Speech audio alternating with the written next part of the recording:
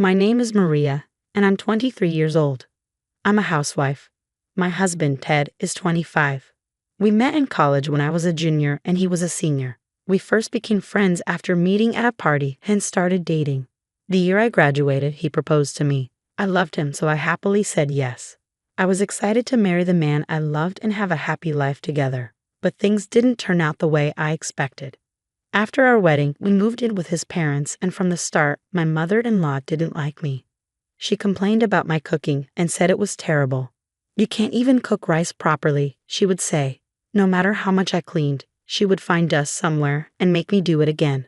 Nothing I did was ever good enough for her.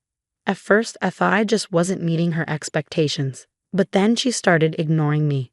Whenever we ordered food, she would accidentally forget to get me a meal. "Oh no, I forgot about Maria," she would say, acting innocent. Since this happened too often, I knew it wasn't a mistake. My father-in-law never noticed, and I had to find food for myself. I asked Ted what he thought. "Ted, do you think your mom dislikes me?" "You're overthinking." "My mom wouldn't dislike you," he said, sounding annoyed. "But she forgot to order food for me again," I pointed out. "It was just a coincidence," he said, brushing it off. "You have to get along with her since she's family." And that was the end of our conversation. One day, as we passed each other, my mother-in-law pushed me and said, "Oh my, I didn't see this big piece of trash. I should throw it out." She looked at me like I was nothing. That's when I knew for sure she had been treating me badly on purpose. After that, whenever Ted and my father-in-law weren't home, she insulted me even more. I told Ted about it again, and he said, "I told Mom that you think she doesn't like you." She was really sad. I knew that wasn't true. After that talk, she treated me even worse. Ted sighed and said, "You're too paranoid. Stop talking about this. You're such a pain." Then he ended the conversation. Not long after, he started coming home late, saying he had extra work. 6 months later, I found a lipstick stain on his shirt. My heart sank.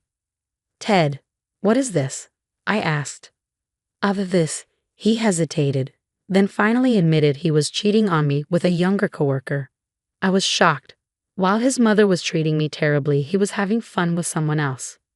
When I confronted him, he got angry. "It's your fault," he said. "You weren't a good wife." Hearing that, I felt my love for him disappear. I could never forgive him after that. So I decided to divorce him and go back to my parents' house. My mother-in-law and Ted couldn't believe I wanted a divorce just because of one affair and some complaints. But thanks to my father-in-law, who kept them in check, the divorce went through smoothly.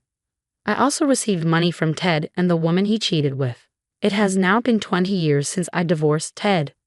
I remarried and have 3 wonderful children with the best man I could have ever met. My eldest son is 18, my second is 16, and my youngest is 14. My husband and I have a happy marriage, though raising 3 teenage boys who are always hungry is quite the challenge. Still, life is fulfilling and joyful. One day, I got a call from an unknown number. "Hello? Maria? It's me, Ted." "Ted, what do you want?" I was shocked. Why was he calling after all these years, and how did he get my number? "Don't be so cold. We used to be married, remember? We were happy together once. I thought maybe we could start over." "No. Have you forgotten why we ended? I'm already married, and the thought of getting back with you is disgusting." I hung up and blocked his number right away. I thought that was the end of it, but I was wrong. A few days later, while I was cooking, the doorbell rang. It kept ringing nonstop, followed by loud banging. "Maria, I know you're in there. Open up. Why are you making us wait?" It was Ted and his mother, yelling and pounding on my door. Their voices were so loud that my neighbors came outside to see what was happening. "Divorce your husband and marry me again, and give me back my alimony. Maria, don't be selfish. Your father-in-law took care of you for so long. It's your turn to come back and take care of him." Hearing the noise, my sons came out of their rooms. "What's going on, Mom? Are they calling your name? Is that your ex-husband and his mother? You divorced them already." "We'll handle this, Mom. Go rest in the back." "Don't worry, we got this," they assured me as they walked toward the door. "Who are you? What do you want with our mother?" my eldest son demanded. Suddenly, the yelling turned into screams. Worried, I hurried to check. I found my sons holding Ted and his mother down. Take it easy, boys. You're in the judo and rugby clubs, I reminded them. We know, we're going easy on them, my son said. I wasn't worried about my boys getting hurt. I was more concerned they might seriously injure Ted and his mother. At my request, my son let Ted go. Ted groaned in pain. Ouch! How dare you hurt me? I'm calling the police. Go ahead, my son said calmly. Ted pulled out his phone and called the police. A few minutes later, a police car arrived. As soon as the officers got out, Ted and his mother started crying. When I came to talk to my ex-wife, these guys attacked me. They assaulted us. I was scared because I was suddenly surrounded by 3 big men. Officer, do something. Arrest these kids. Ted cried. One of the police officers turned to me. Maria, is that true? Oh, Ted and his mother looked confused when they heard the officer call me by name. My ex-husband and his mother came to my house, banging on the door and causing a scene. My sons only went to check on them, I explained. Dad, we just held them down because they were acting crazy. We didn't do anything else, my eldest son added. That's right, my second son agreed. One of the officers who had arrived was actually my current husband. He's a police officer. When Ted and his mother realized this, Ted shouted, Hey, that's not fair. You're just defending your son because he's yours. That's abuse of power. They kept trying to twist the situation, but my husband stayed calm. He knew our sons were telling the truth, but since both sides had different stories, he had to handle things fairly. As he was thinking about what to do, our neighbors, who had seen everything, spoke up. Your sons did nothing wrong. These 2 were the ones making a scene, one neighbor said. Hearing this, Ted and his mother turned pale. They panicked and started telling the neighbors to be quiet. My husband looked at Ted and said, I've heard how badly you treated my wife before. I think it's best if we continue this conversation at the police station. And with that, Ted and his mother were put into separate police cars and taken away. Later, I found out the real reason behind their sudden visit. My ex-father-in-law had dementia, and they wanted me to take care of him. On top of that, they also wanted me to return the alimony money. It was unbelievable. They had tracked me down just for their own benefit. I also learned that Ted had been snooping around my house. With the help of my husband's brother, who was a lawyer, we filed a legal complaint. If Ted ever tries anything again, he'll be charged as a stalker. Luckily, Ted and his mother were terrified of my sons. On top of that, they realized my husband was a police officer. Because of this, they likely won't try anything again. To make me feel even safer, my husband signed up for a home security system. He's such a caring and wonderful man. I'm so grateful for the loving family I have now. My name is Sarah, and I recently turned 45. I've spent so many years raising my children, and now that they're becoming independent, I finally have time for myself. Just when I thought I could relax, my husband told me that his parents' printing company was struggling. He works there as a managing director, but things weren't going well. I had no idea, and I felt guilty for being unaware while living comfortably as a housewife. So I decided to help until the business recovered. It was tough learning something new, but my father-in-law patiently taught me. Before long, I was able to do the work on my own. I'm really sorry we had to ask for your help. I don't even know how things got this bad, my father-in-law said, looking worried. Hearing that, I wanted to do whatever I could to support him. Every day from morning until night, I worked hard alongside my father-in-law. We were always busy making deliveries. I didn't mind the hard work because I was only helping to rebuild the business. I just wanted to support my father-in-law, who was struggling.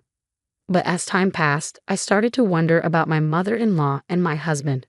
My mother-in-law sat at her desk, watching TV or reading magazines.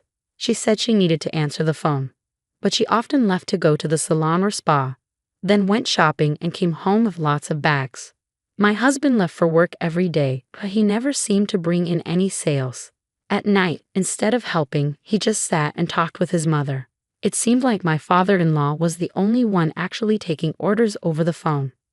While my father-in-law and I were running around, working nonstop, my husband and mother-in-law were just relaxing.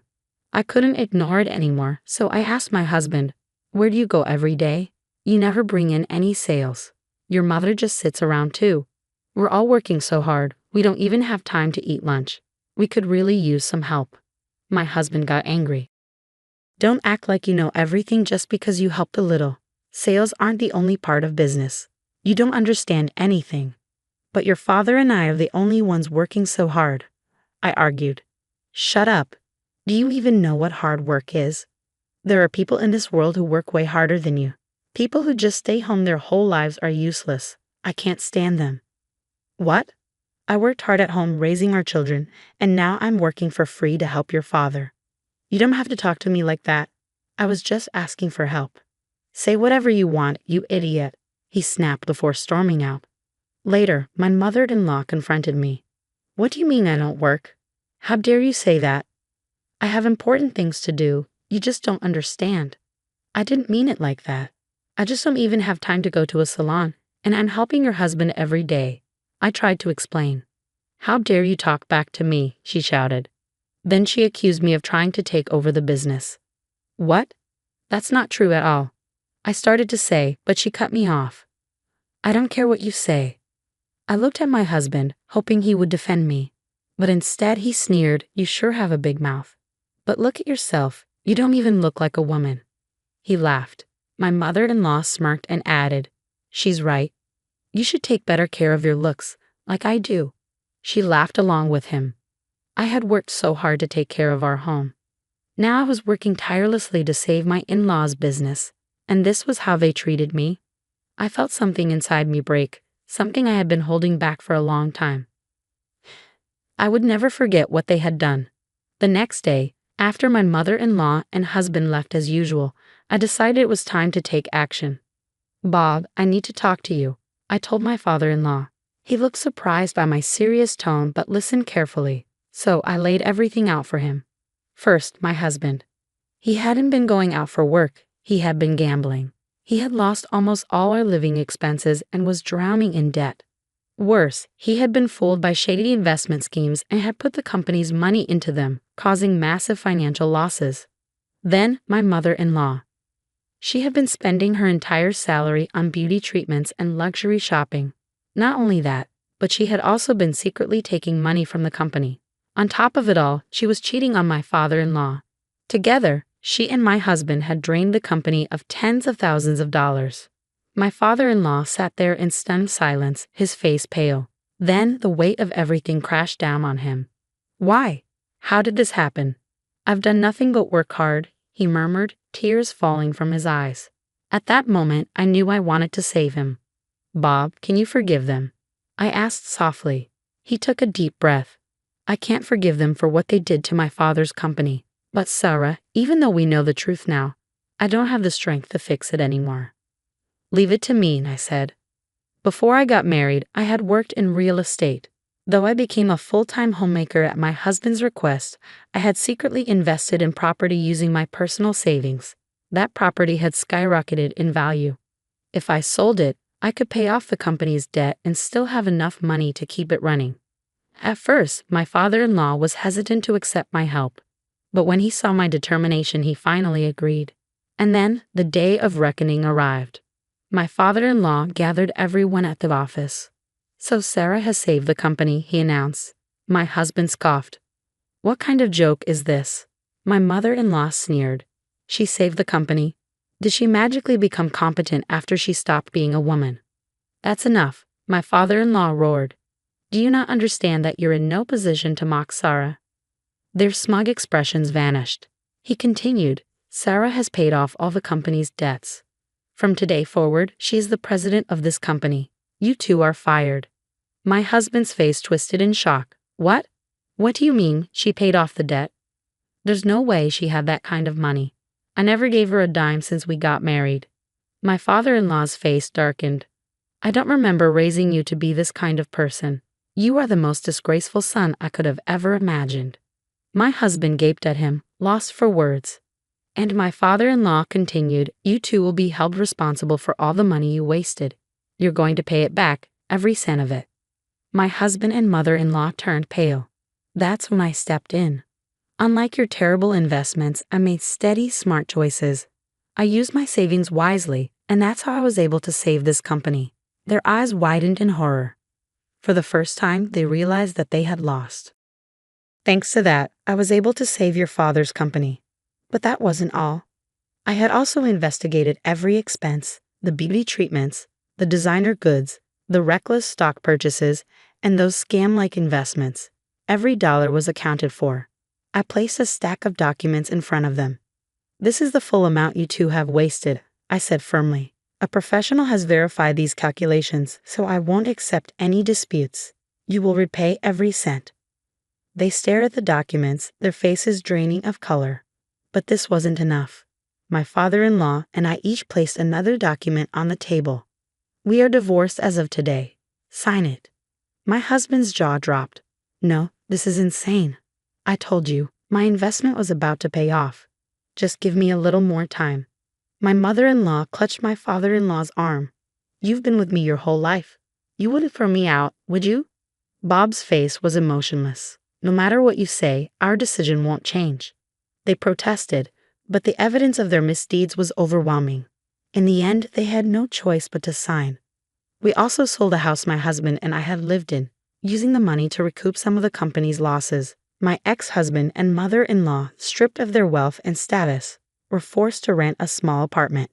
Since their debt was officially recorded, there was no escaping it. They had spent their lives avoiding responsibility, but now they had no choice but to work and repay what they owed. As for Bob and me, the company not only survived but thrived. Orders poured in, and we hired new employees to keep up with demand. For the first time in a long while, I finally had time to breathe. I had built something new, something worth protecting. And from now on, I would do everything in my power to ensure this family of employees flourished. Family? Someone like you who abandoned the home is basically a stranger. Just go back. You're not one of us. What? I was dumbfounded. I had finally taken time off for an adult celebration and came home. Only to be suddenly berated like this, something I had never imagined. Trying to please me with this? With that, Emma kicked the gift I had brought. Thud, the pile of gifts collapsed. Emma relentlessly stomped on it. I couldn't forgive her. The only emotion I felt was anger, not sadness or shock. Now that I was an adult, it was time to stop Emma's selfishness once and for all. My name is Kelly Jones. I am currently 28 years old. Known as honest and lively. That's how neighbors and relatives described me, but I had a problem. It was that I had no siblings. Looking at my friends, I was the only child. I really wanted a younger sister. Looking back, my parents were not young. I was born when Mom was 32 and Dad was 37, and I was supposed to be an only child. But perhaps my desire influenced my parents' decision because when I was 8 years old, my wish came true, and I got a younger sister named Emma. In fact, I even named her because I was so happy to welcome her and become a big sister. That's how I grew up as the older of two sisters. I had a big soft spot for Emma. When she was just a baby, I was the one who changed her diapers and fed her. I took care of her like a mom would. Emma became more attached to me than to our parents, and when she was little, she followed me everywhere. However, when Emma became an elementary school student, she started to shun me. "Kelly, you're annoying. Don't come to pick me up anymore." I was a high school student at the time. My school ended around the same time as her dance class.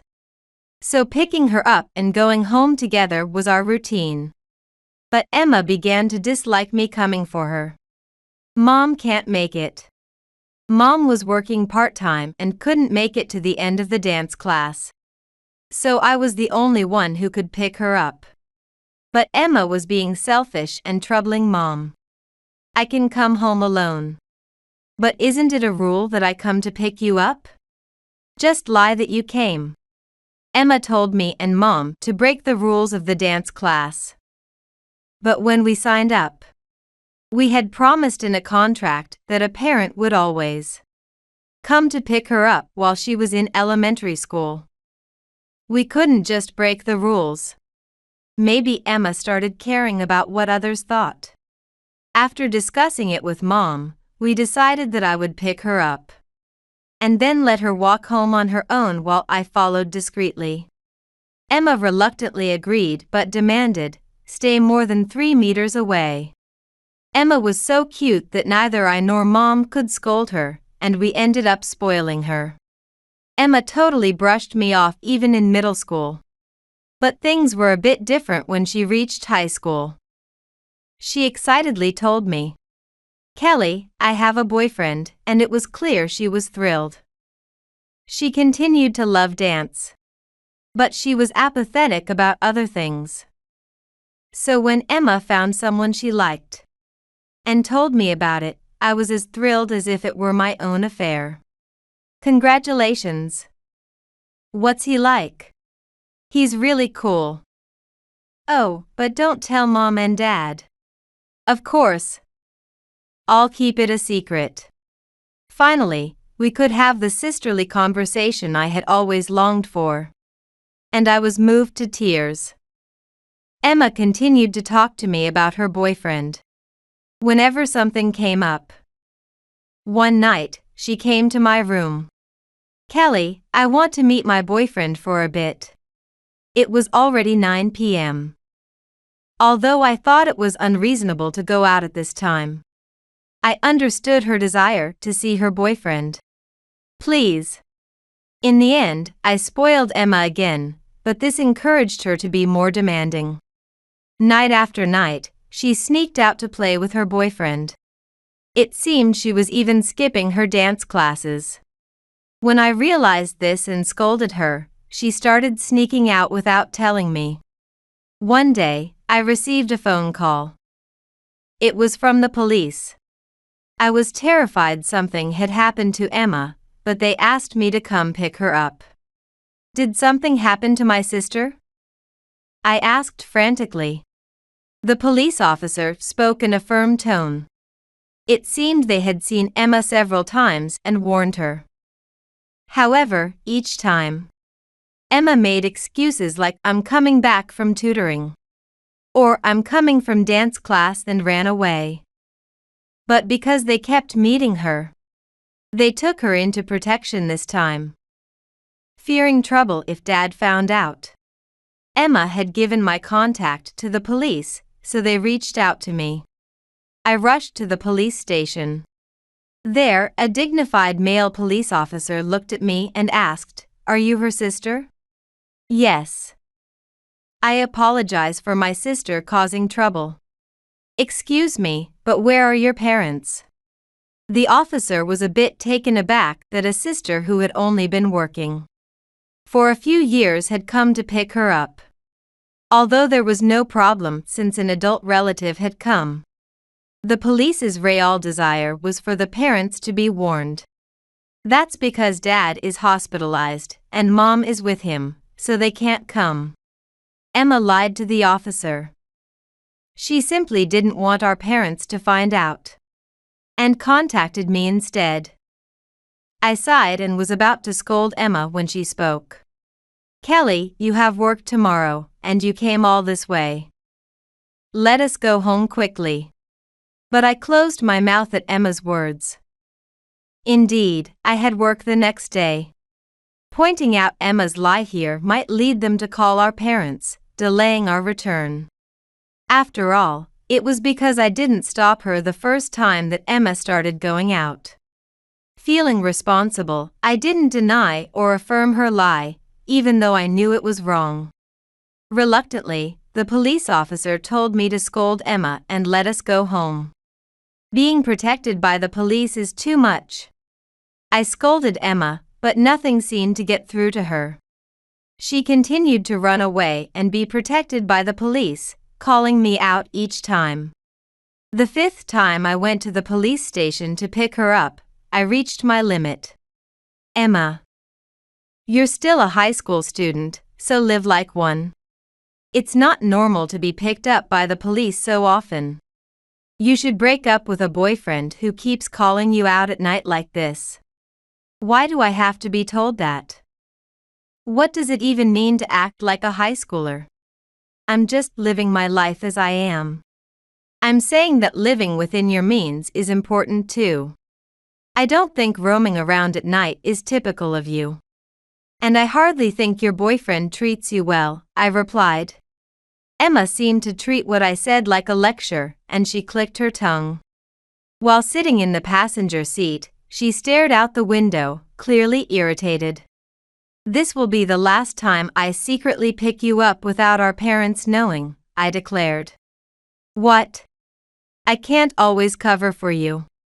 This wouldn't really benefit Emma later on. She moaned, just like I thought she would. But I held my ground. It was all for her own sake. However, my intentions didn't reach her. Proof of that came just a few days later when Emma was again protected by the police and they contacted me. Are you Emma Jones's sister? Sorry to bother you, but we need you to pick her up. I had become well acquainted with the police officer. And just hearing his voice brought to mind his troubled face. However, I made my decision clear. I'm sorry, but I will not come to pick her up anymore. Excuse me? Please tell Emma to contact her dad herself. Excuse me. The officer was taken aback, but I hung up. Emma probably heard it from the police. She bombarded my phone with insults like idiot, stupid, and are you abandoning me? It would have been easy to help her as before. But thinking of her well-being, I quietly turned off my smartphone. That day at our house was chaotic. The parents, called by the police, went to pick up Emma. But then they lectured her in the living room until morning. Emma's retorting voice made it impossible for me to sleep. But the parents' anger was justified. They must have felt betrayed, thinking Emma was safe at home, and I couldn't say I was blameless, knowing what was going on and overlooking it. That day, I sat next to Emma, who was being scolded, and honestly told our parents everything. I should have consulted you, Mom and Dad, from the start. I'm sorry. Naturally, both Emma and I were severely scolded by our parents. It was embarrassing to be scolded together as grown-ups, but I realized my mistake. And Emma probably reflected on her actions too. We all believed in her. The following year, Emma became a senior in high school. Whether she broke up with her boyfriend or not, her days of being protected by the police at night ended. And she started attending dance classes enthusiastically again. My parents and I felt relieved. At that time, I decided to start a new life by changing jobs and moving out. I had always lived at home, and this was my first time living alone. Though I was anxious about the new job and living alone, I decided on the change after discussing it with my parents. However, as I was making moving preparations with my mom, Emma said something shocking. It's unbelievable you're moving out. You don't care about me at all. I was truly surprised because I didn't think of her that way at all. That's not true. Instead of talking to the police, you went and told Mom and Dad. As soon as I want to get serious, you just vanish. Kelly has her own life to live. It's not something for you to meddle in. Mom was appalled by Emma's words. However, Emma resisted. That's right. You think it's okay now that I'm fine, leaving two old people behind. Just so you know, I'm not going to take care of old people. What are you talking about? I yelled at Emma. Indeed, our parents weren't young. But they weren't so old that they needed to be described as such. And I certainly didn't feel like I was dumping them on her. Mom was speechless with shock. Far from dumping them. It's always been Emma who has been pushing her troubles onto Mom and Dad. After I leave, make sure you don't end up needing the police again. I don't want to hear that from someone who's leaving. From that day on, Emma stopped speaking to me. No matter how many times I tried to talk to her, she ignored me. I was concerned about what would happen after. But the day of my move arrived, and I left home. It wasn't easy from there on out. Adjusting to living alone. And a new workplace was exhausting. And I couldn't easily return home because it was a plane ride away. While I was busy at work, Emma went on to study dance at a professional school. And reached adulthood. I wanted to celebrate Emma's coming of age with the family at home. So I arranged work around it. I gave up the Christmas holiday to work. And took about a week off for the long-awaited return home. I prepared modest gifts, not quite festive enough to be called presents. And boarded the plane. I hurried home the night before Emma turned 20. However, what awaited me at home were Emma's harsh words. "What are you doing here?" As soon as she saw me, Emma asked with a cold voice. Despite her tone, I was happy to see her and responded cheerily. "Emma, you've grown up. I came back for your 20th birthday. Tomorrow is the big party, right? So let's celebrate with the whole family today." But Emma scoffed at that. "Family? Someone like you who abandoned the home is basically a stranger. Just go back. You're not one of us." What? I was dumbfounded. I had never imagined being abruptly subjected to such verbal abuse. And Emma's rampage didn't stop there. Trying to please me with this? With that, she kicked the gift I had brought. Thud, the pile of gifts collapsed. Emma mercilessly stomped on it. "What are you doing?" Mom, who had been preparing dinner in the kitchen, immediately ran into the living room and yelled at Emma.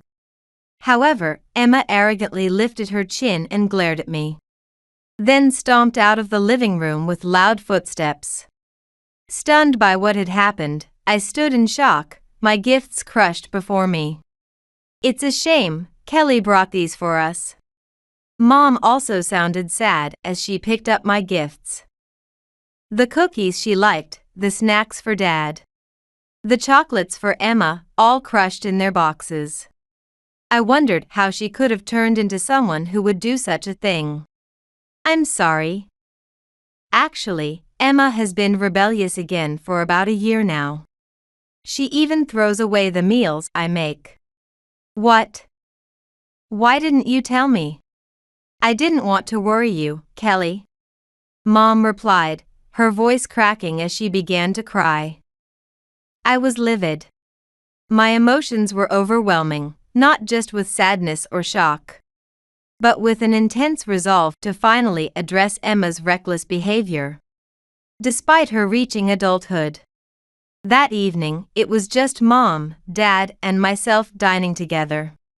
The snacks Emma had crushed, though their boxes and contents were distorted, somehow still tasted delicious, as Dad remarked with a pleased smile.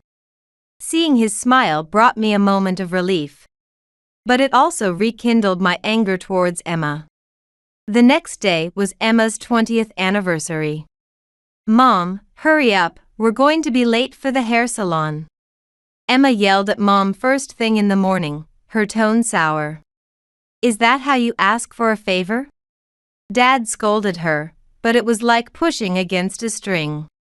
I wondered if my presence might have made a difference. But I felt a pang of guilt for the changes in her since I had moved out. Ultimately, Emma didn't even send me a single photo of her in her dress. She went off to her party without us meeting. The next morning, I finally saw Emma, but she left the house without saying a word. Her dedication to attending her dance classes was commendable. But she seemed oblivious to the fact that it was our family's support that made it possible. Seizing the moment when I knew Emma would be in class, I called her school. "I'm Emma's sister, Kelly. I need to discuss her tuition fees. How can we assist you today? I would like to stop the tuition payments starting this month. The administrator seemed puzzled for a moment. Are you changing the withdrawal account? No. I no longer intend to make payments. Please bill her directly from this month forward. Understood. We will suspend the account withdrawals. She responded, her voice not quite steady, possibly having a hard time grasping why that choice was taken. I went ahead and completed the steps to end the withdrawals, forcing a sad smile. About an hour later, Emma called Mom, clearly having received the news about the tuition.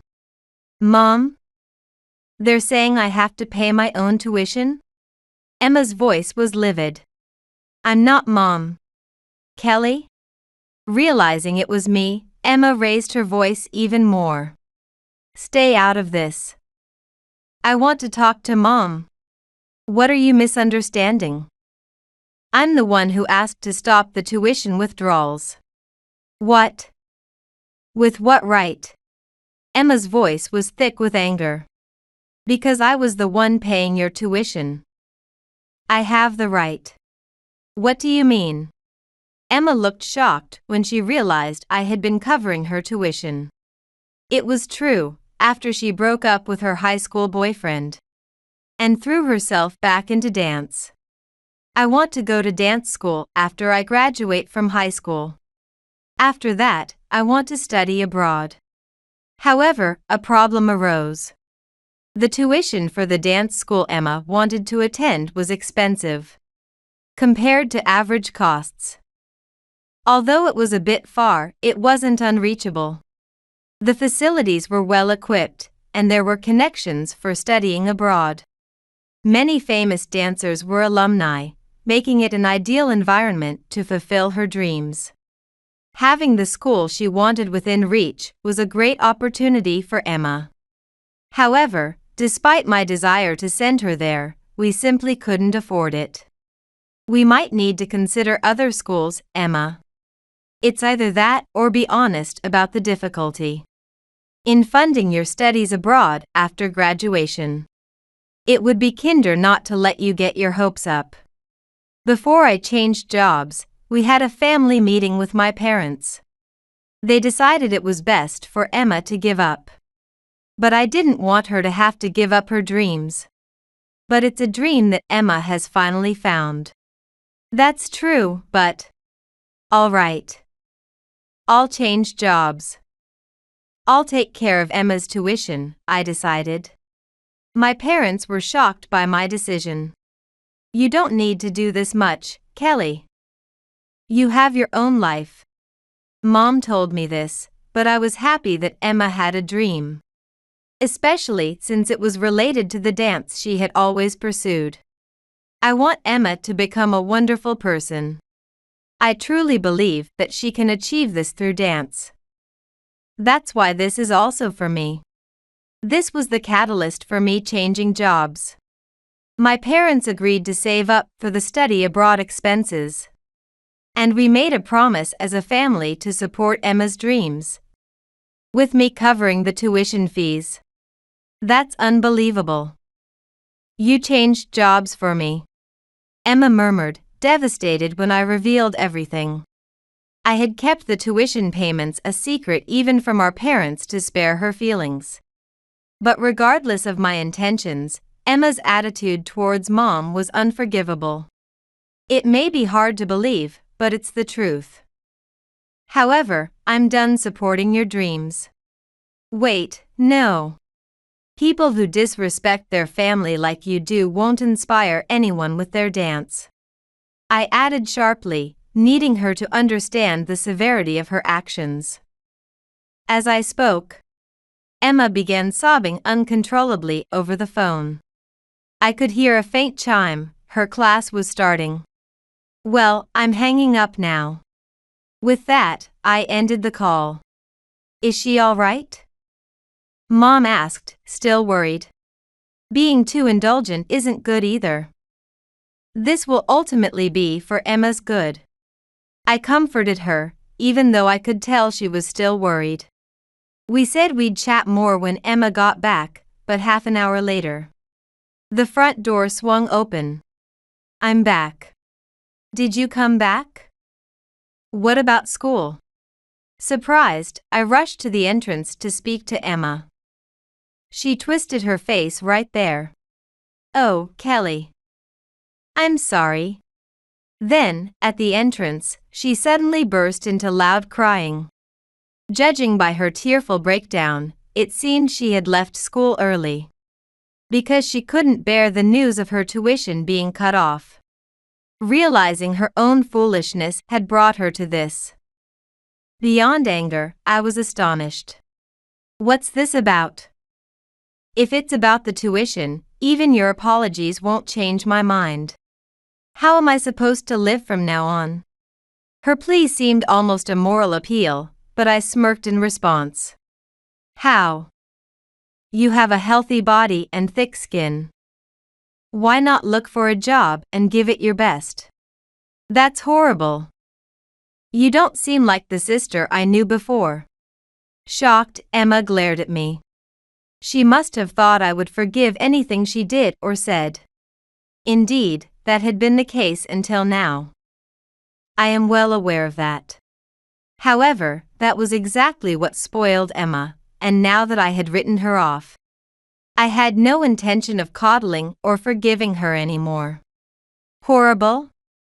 Really? Who's the one being awful here? You've been disrespectful to our parents and me. Wasn't it you who said I was a stranger?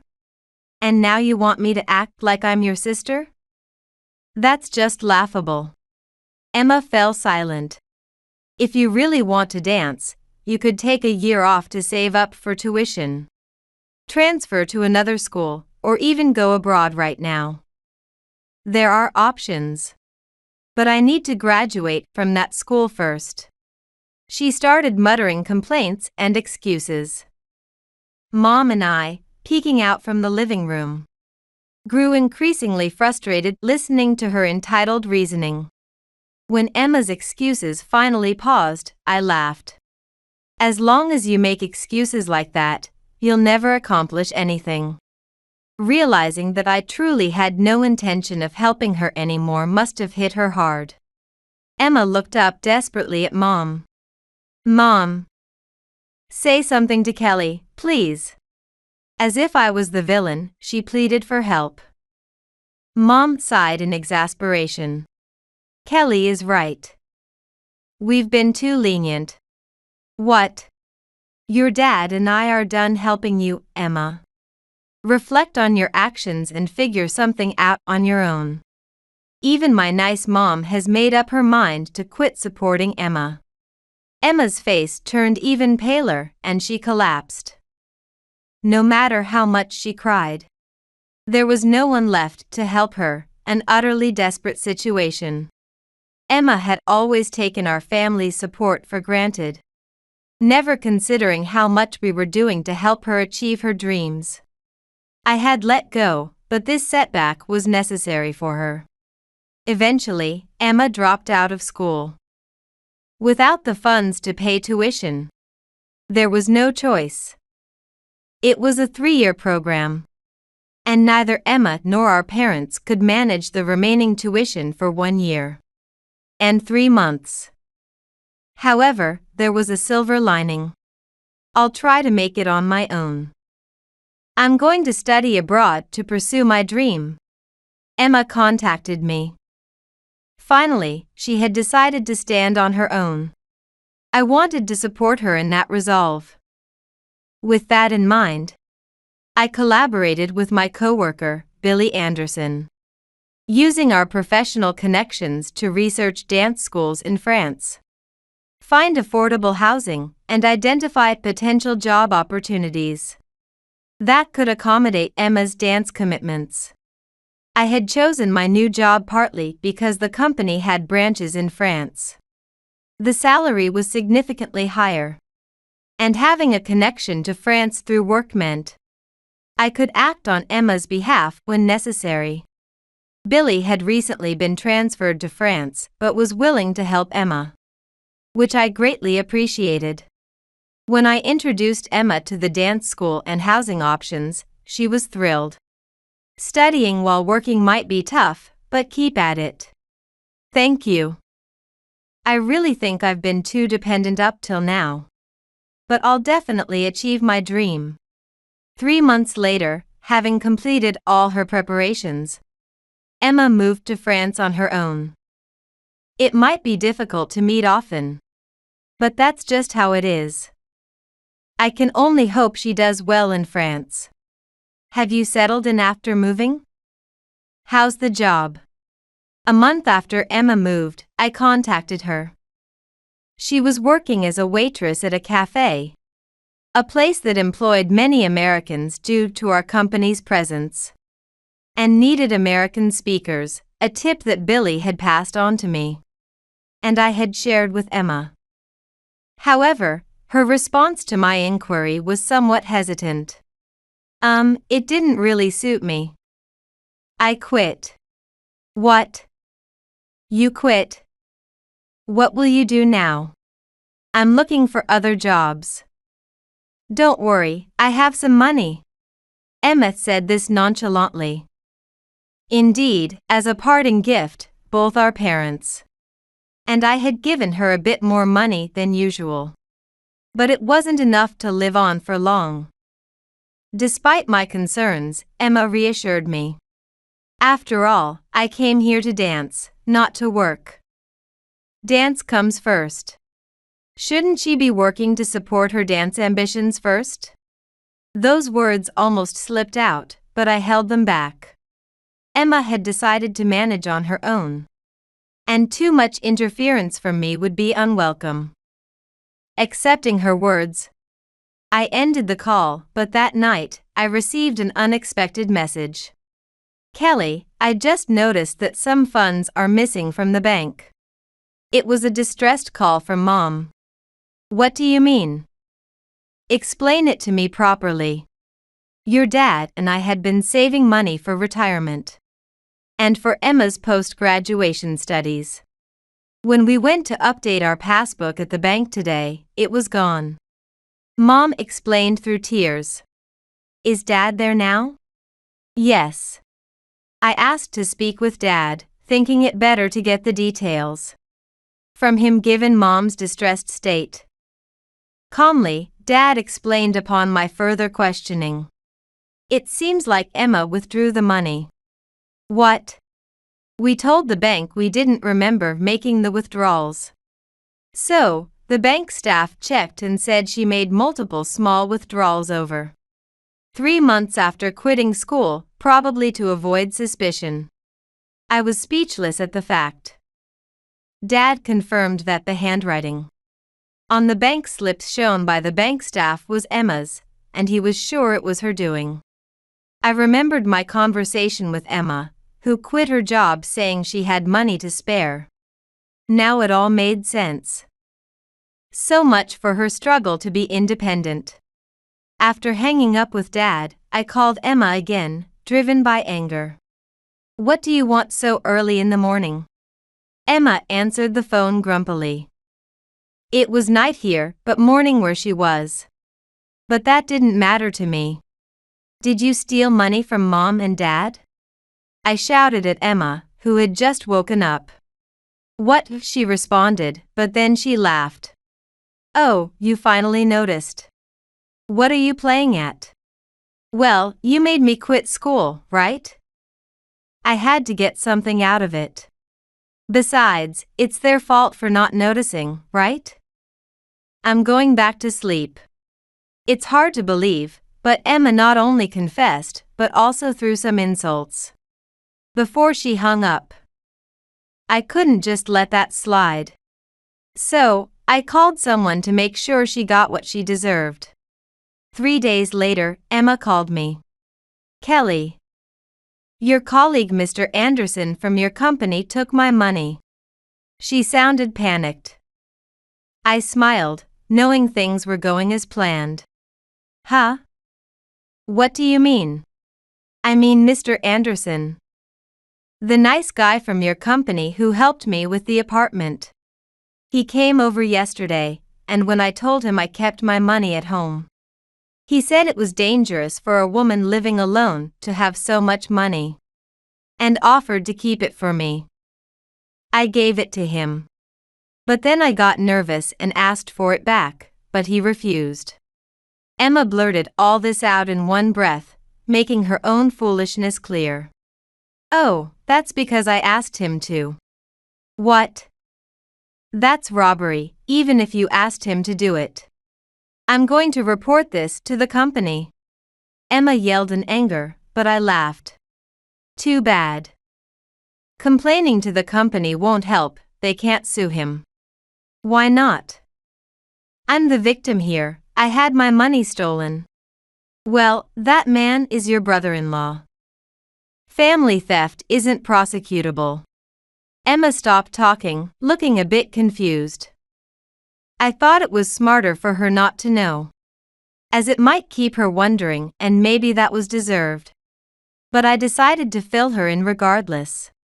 Billy Anderson is my husband, so that makes him your brother-in-law. What? What do you mean? Are you married? Yes, a month ago. I stroked my belly as I spoke. I was actually several months pregnant with a child from Anderson. We had been dating for 2 years since I changed jobs. And shortly after discovering I was pregnant, his transfer to France was confirmed. I couldn't resign immediately and follow him, and while our wedding was still pending, we had already filed our marriage registration for the sake of the baby. Emma had just started her new life and it was difficult, so I hadn't bothered to inform her. However, Anderson cared for his sister-in-law and supported her life in France. Since I had kept his identity as my husband's secret, Emma probably thought of him as just a kind colleague. Anyone would think it unusual for just a colleague to offer so much help. But not Emma, who took it for granted. So, I had Billy return the money to Mom and Dad. I've told him to stop bothering with Emma now. It's up to you how you manage from here. No way. I can't speak French, I quit my job, and now I have no money. What should I do? Emma cried out in agony, but I was tired of being deceived. I would never trust her again. Well, figure it out yourself. With those words, I hung up the phone. Emma was now alone in a foreign land, truly beginning her real struggle. But if anyone was to blame for descending into this hell, it was undoubtedly Emma herself. Until she realizes that, she'll remain there. Billy mentioned that Emma had finally started looking for a new job. However, the cafe where I had connections had already hired another American staff member, and there was no chance for Emma. Apparently, she had quit dancing as well, lacking the time and money. What was she doing in France, really? Currently, she worked as a cleaning staff, sometimes cleaning our branch office, and glared at Anderson whenever she saw him. Normally, one would be too ashamed to even look at someone's face after such actions. But Emma seemed unrepentant. If she continues with such an attitude, she'll likely never escape that life. Afterward, I gave birth to a healthy boy and moved to France to join Billy. Just ignore Emma if you see her. My parents had completely written off Emma too, and I had to laugh at Mom's remark. For now, I had no intention of helping Emma. Whatever life she leads is up to her. But as far as I'm concerned, I've done everything I could as a sister. From now on, I'm all about living for myself and my family, leaving Emma's choices behind. I can't wait for our journey as a trio. And I'm really hoping for some happiness as we make our way to France.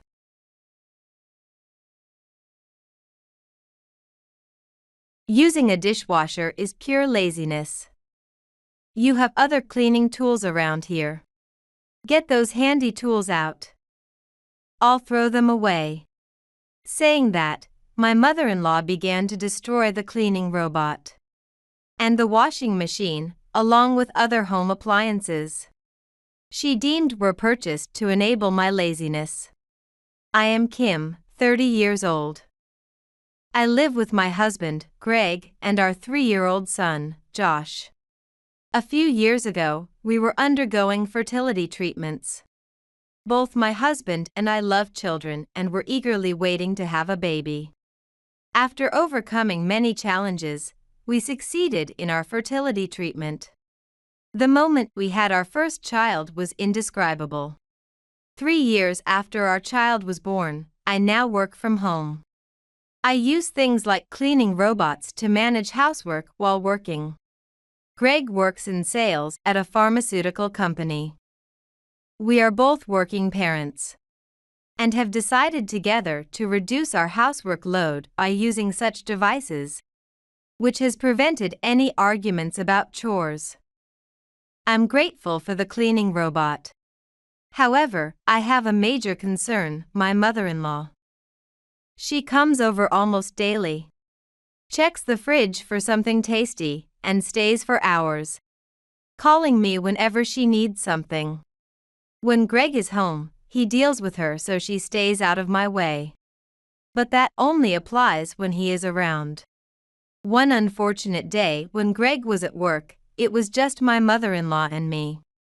I wanted to prioritize my work, but she was excitedly chatting about neighborhood gossip, forcing me to engage with her for hours. This left me rushed and exhausted with my work later. Another issue is her dislike for machines. Kim, are you using such machines again? Sweeping with a broom would clean the room better than this robot. She often compares the chores she did to the ones I do, lecturing me on the lack of care in my methods. Kim, I've never once thought about taking it easy like you do with chores. Can you really make a comfortable home for Greg with such loveless cleaning and laundry? Such lectures from her cut into my work time, which was very troubling. Then, on a bright day, I had plans to go to an electronics store with my husband and son. As we were about to leave, my mother-in-law stopped us. "Oh, where are you all going? Don't follow us, Mom. It's supposed to be just the two of us today." Greg replied with annoyance. "Oh, I was thinking about going shopping too. Can't you take me with you? What are you planning to buy today?" When my mother-in-law asked us, I continued the conversation. We were going to buy a dishwasher. It's getting tough to wash dishes with how busy work has become. "A dishwasher?" she muttered darkly. "Modern dishwashers are amazing. They even sterilize, not just dry. You'd want to use it too, wouldn't you?" Greg tried to explain, but she began to yell at me. "Kim, even though you already make housework so easy, you're still thinking of slacking off. What are you even thinking?" "I'm not trying to slack off. I'm just trying to manage housework more efficiently when work gets busy." I was honest with her, and it just pushed her to be even more aggressive. "That's just proof you're slacking off. You work from home. You should be able to manage housework too. It's only natural for a housewife." But this is something Greg and I decided on together. When I said that, my mother-in-law raised her voice and said, "My son is just too kind. He won't say anything. But he must be troubled. When I was young, we were told you had to struggle to be a proper housewife. There's no need to go to an electronics store. I'm opposed to buying a dishwasher." She blocked the entrance, preventing us from leaving. We gave up on going to the store. Our son asked, "Aren't we going to the store?" I was about to answer when she said, "Sorry, your dad and I were thinking of buying something unnecessary. We don't need to go today. Instead, I'll take you somewhere fun next time." She's very lenient with our son, which almost made me lose my temper.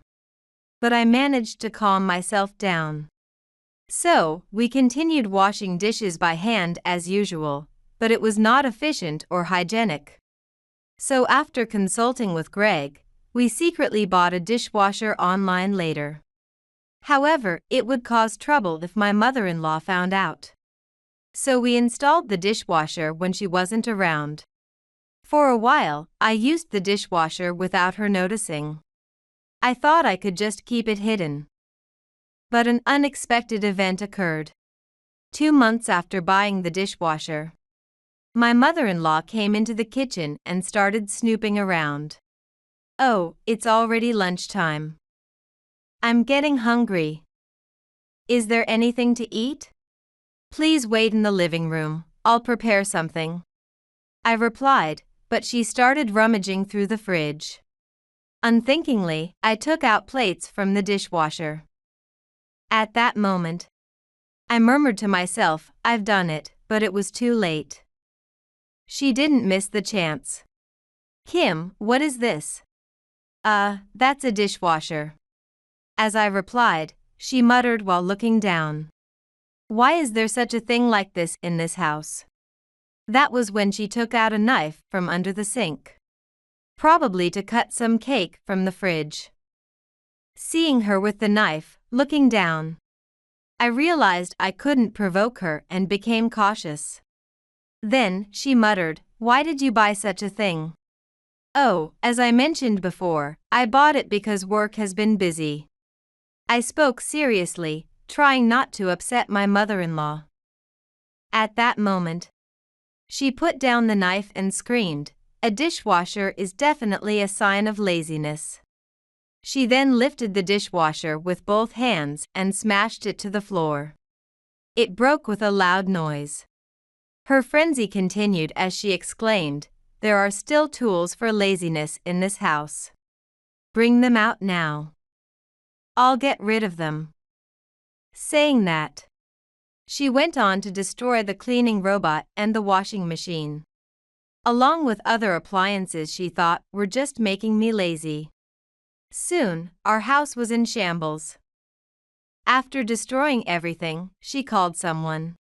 A few minutes later, a junk removal service arrived in front of the house. They're here to take away all the tools for laziness. "Kim, you need to rethink how you do your household chores. Please stop this. These aren't tools for laziness." Greg and I discussed and bought everything together. "Could you please send the workers away?" Ignoring my pleas, she theatrically said, "You better start cleaning up before Greg comes home. If he sees the house like this, he might just decide to leave." Neither my words nor the workers stopped my mother-in-law, and they continued to clear out our house. While I tried to talk to the workers, my mother-in-law handed them something that made my face go pale. No, not that. What she handed over to the workers was a stuffed dog I cherished. "Give me back my Max."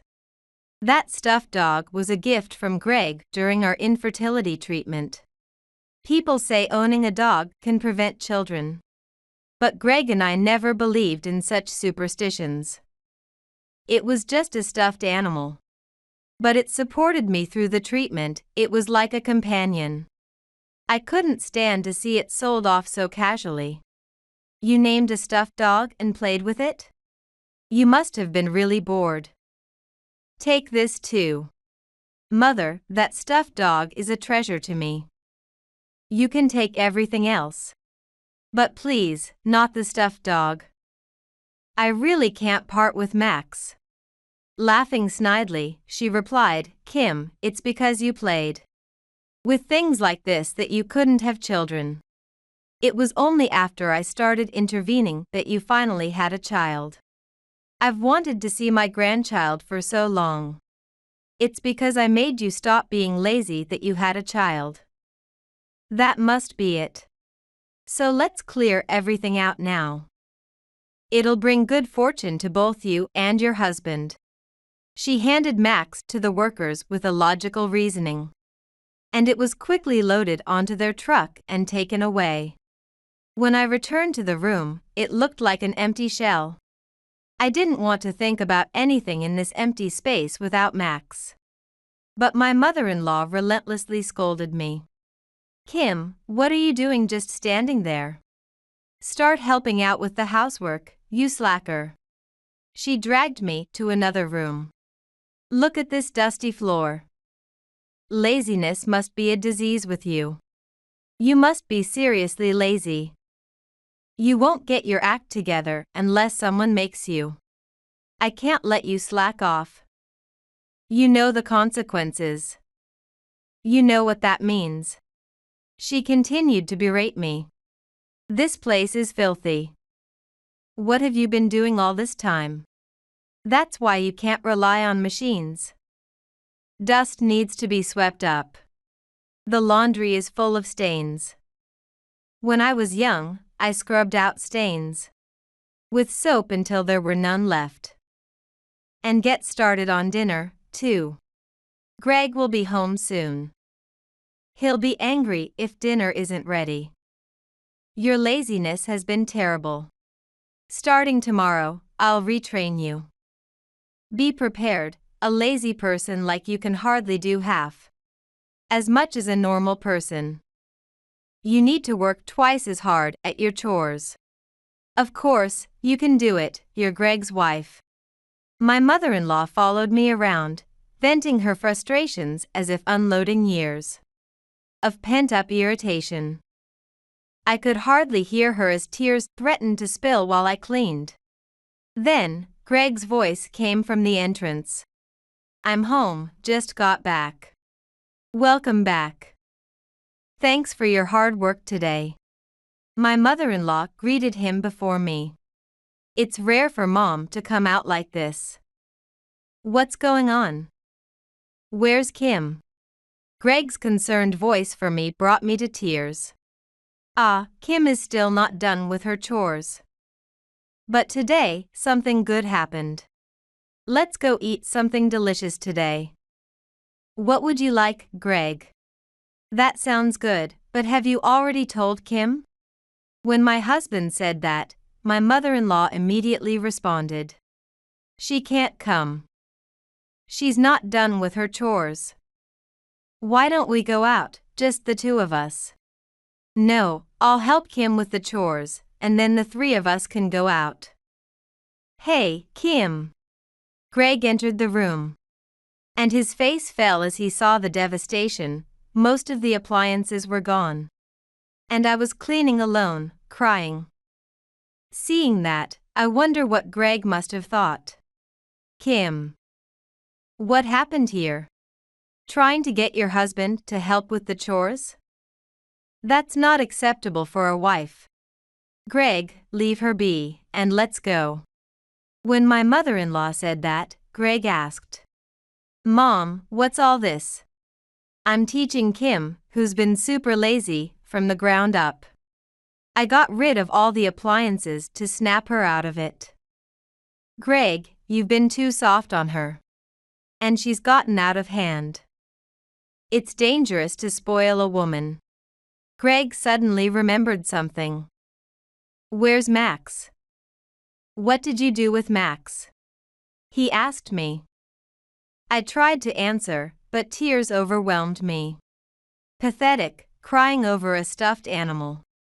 Greg, tell her to forget about that dog toy and get back to her chores. What did you do with the appliances and Max, Mom? With his head bowed, my husband asked his mother. I sold them to a recycling company so I wouldn't be lazy anymore. That dog toy sold for a good price. It was great, cleared out the house and everything. In the next moment, Greg sternly said, Get out of this house right now. And don't ever come back. Indeed, I regret selling various things without Greg's knowledge. But there's no need to be so angry. No, it's not about that, Mom. I'm not angry because of the things you sold. That dog stuffed animal was something I bought for Kim. And yet, you went and sold our treasure without our consent. I can't believe it.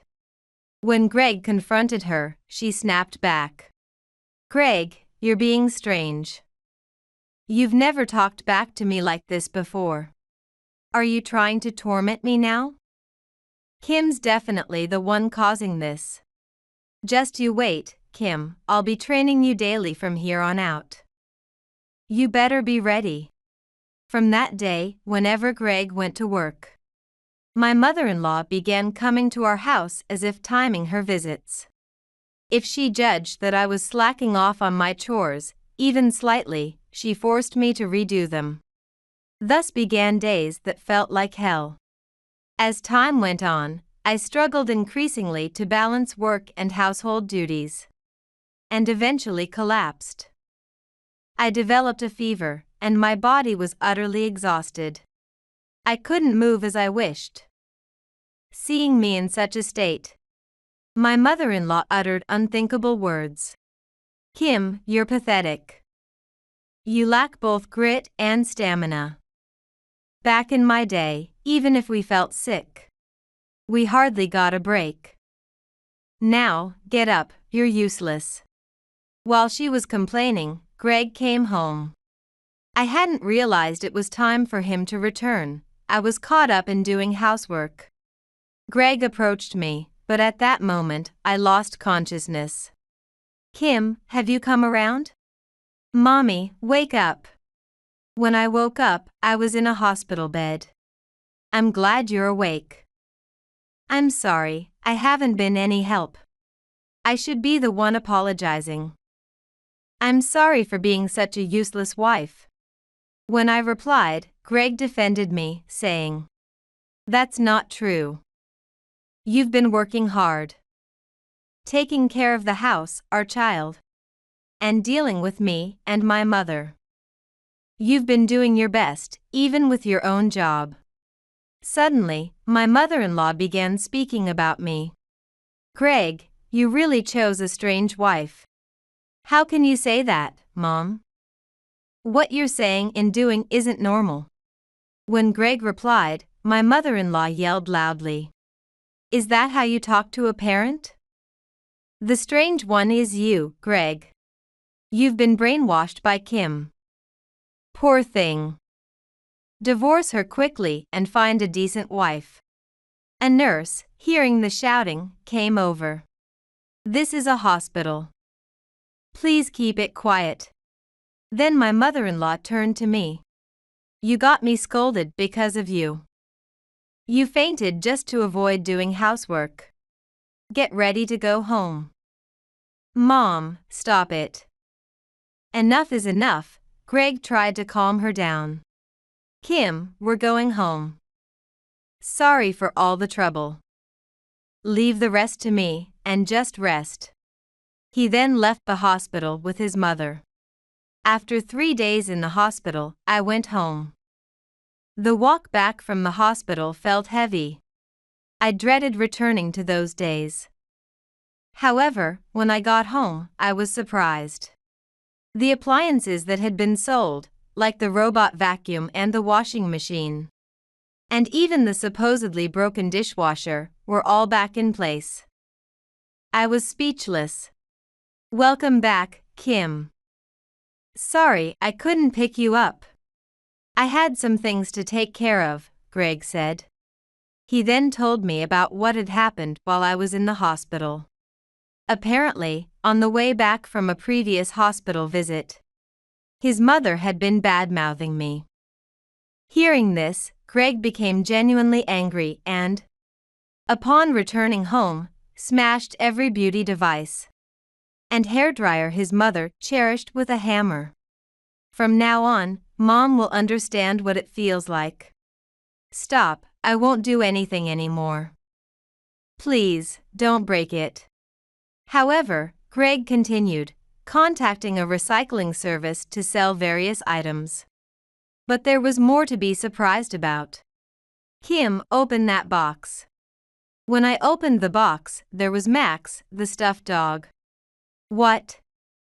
How? Max, I missed you. I searched every recycling shop until I found him. I'm glad we're reunited, Greg explained. I was overjoyed. Then a call came from my mother-in-law. Kim, I'm sorry. I did something terrible. I never knew my usually quiet Greg could get so angry. Maybe you are a good wife after all. I always thought machines were bad.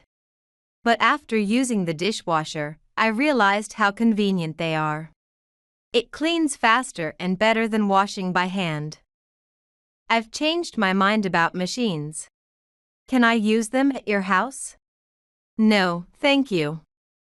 I'm busy with work. To dodge any more drama, I figured it was best to keep my distance from my mother-in-law. I made a promise to myself that I wouldn't be the type to carelessly ruin things that are important, especially when I looked at Max. The room has changed to my niece's. What's up with that reaction? Did you do this? Yes, along with my husband. What about my stuff? I threw everything away. Sorting was tough, but I managed to get rid of it all in 3 days. Why would you do something like this? If we're here, we don't need an idiot like you. You're just in the way, so could you leave quickly? My husband has always found you annoying. If I leave, what will happen to this house? It doesn't really matter. Do you think you're irreplaceable? So, it's okay if I leave everything to you? Are you really leaving? That would make me happy. It seems my brother and his wife, who suddenly rolled into my parents' house and dumped the responsibility of babysitting their niece on me, want me out. If they want me gone, I'll leave. It's okay to leave everything to them, right? Then I'll also leave the house mortgage to them. I'm a 36-year-old office worker, single and living at home. There's no particular reason for me to move out since both my university and workplace are commutable from home, and neither George, my dad, nor Dorothy, my mom, have ever said anything about it. At home, I manage my own affairs and contribute financially, so it's not like I'm mooching off my parents. Moreover, my parents are over 65 and still healthy, but considering the future, we all think it's reassuring for me to stay at home, though we never say it out loud. However, I do feel guilty about worrying my parents by being single at 36. My older brother Ryan should technically take on this role. However, while I continue to live at home and remain an average employee, Ryan left home when he got a job and is now an elite worker, already married, with his own life plans. It seems more fitting for me to stay at home, as it makes everything simpler, and Ryan has even requested it. You being at home gives me peace of mind. Take care of Dad and Mom. It feels like I'm being relied on, but also a bit imposed upon. However, I listen to what Ryan says. Since childhood, I've felt inferior to my talented brother, who excelled in both sports and studies. He was always top of the class, and I felt looked down upon. Look, brother. I got 80 on the test. You're happy with 80? For such an easy test, you should be scoring 100. Growing up feeling inferior, I realized I could never match Ryan and ended up doing whatever he said. Yet, despite his excellence, Ryan was not perfect. Perhaps due to constantly looking down on me, he also acted superior outside the home. People probably know the type, excellent grades but annoying in how they carry themselves. Ryan was that type, which meant he had few friends. Each time he looked down on me, I'd think, but you have no friends. George, our dad, had a lot of pride and was a bit of a home dictator, which rubbed off on Ryan and made him pretty arrogant. Hey, there's no newspaper. Oh, sorry. I forgot. I always tell you to keep the newspaper next to me at breakfast. Yes, it was just a forget today. No need to nag me about it. Seeing George behave dominantly towards Dorothy influenced Ryan negatively. However, George's domestic tyranny worked because it was part of their marriage dynamic, and it was mild, George was never unreasonable, and Dorothy had no complaints. Young Ryan probably didn't fully grasp this. When I heard Ryan was getting married, I was surprised. I thought he had softened with social experience, but he hadn't. Welcome back, Ryan. This must be Christina, right? Nice to meet you. Nice to meet you. Oh, so this is a mediocre face. The aura of incompetence is just oozing from you. See? I told you. Being annoying is this guy's talent. Be careful not to get irritated by him. When Christina, Ryan's wife, immediately looked down on me at their marriage introduction, I felt more astonished than angry. And I was definitely angry at Ryan for not stopping her. Birds of a feather, I suppose? Probably, Ryan had spoken poorly of me beforehand. But deciding that it's okay to look down on someone based on that is just wrong. I felt anxious about our future relations, but Ryan and his wife weren't going to live with me. They only visited our parents' house during Easter and Christmas, and even that had stopped in recent years. Since their daughter Hannah was born 4 years ago, they hadn't returned home or contacted much. So, I had pushed the existence of Ryan and his family to the back of my mind and had been living peacefully for several years. However, that peace abruptly ended. One day, Ryan came home with Christina and Hannah. Wow, the house is so clean. It looks like a different house from when I came for the marriage introduction. As expected of Dad. Unlike someone incompetent, he's really worked hard. Last year, the house underwent a full renovation. Even though it was okay to talk about it, Ryan threw in a nasty comment. When they checked the house's exterior, Ryan and his wife walked straight in and started opening various room doors without hesitation. When they saw one room upstairs, Ryan made a surprising remark. This used to be my room, right? Is it a storeroom now? I'll be using this, so clean it up. Clean it up? Are you coming back? Yeah. Do I really need to explain everything from scratch to you? Why so suddenly? I'll be 40 soon, and it doesn't seem like I can advance further in my current company. I've decided to switch jobs, and if I'm changing, I might as well commute from our parents' home. Having me here is more reassuring for Dad and Mom than just you, right? Ryan and his wife coming to live at our parents' home chilled me. With a bit of resistance and hope, I asked Ryan a question. Did you talk to Dad and Mom about this? I'll talk to them now. Since I'll be living here anyway, you might as well start cleaning up. Oh, but this room alone is too small for the 3 of us. Open up the next storage room too. How am I supposed to clean up 2 rooms worth of stuff? You could throw it in another room, toss out what you don't need, or even put up a shed in the yard. There are plenty of ways, you know? You're so inflexible. That's why you're just an average person. Ryan's belittling comments bring me down. If I start living with my brother and his wife, I'll be hearing this kind of thing every day. And with Christina present, it will be twice as much. I'm not really sure I can keep my head together. Still, my comfort doesn't seem to matter, and a month down the line, I started living with my brother and his spouse. One by one, their belongings are moved into the room I cleared. Not a single word of thanks is offered from them to me. Instead, they had more demands. We're really tied up with unpacking, so could you take care of Hannah?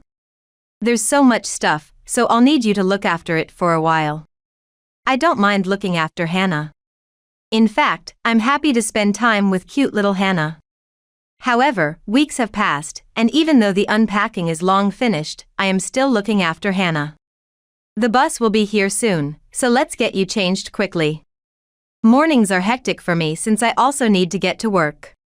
While it's nice to spend time with Hannah, I'm becoming increasingly worried because my brother and his wife have completely stopped looking after her.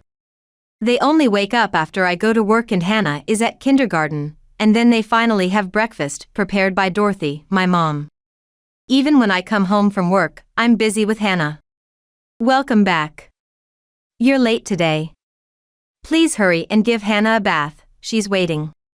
Why can't Ryan or Christina do it?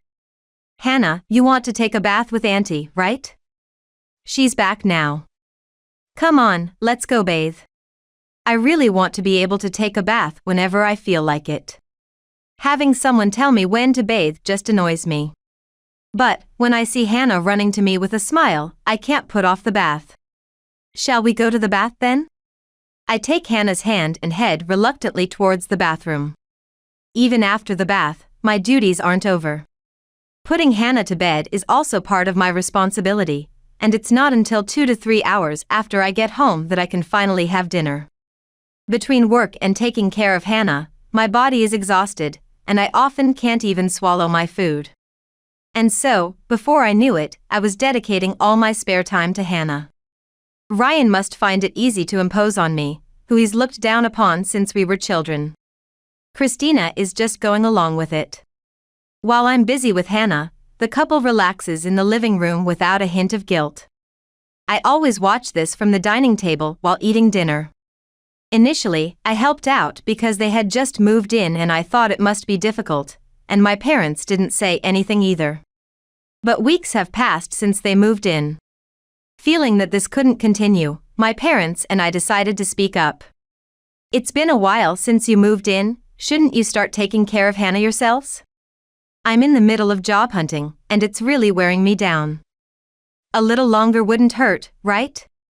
I'm also thinking of looking for a part-time job soon.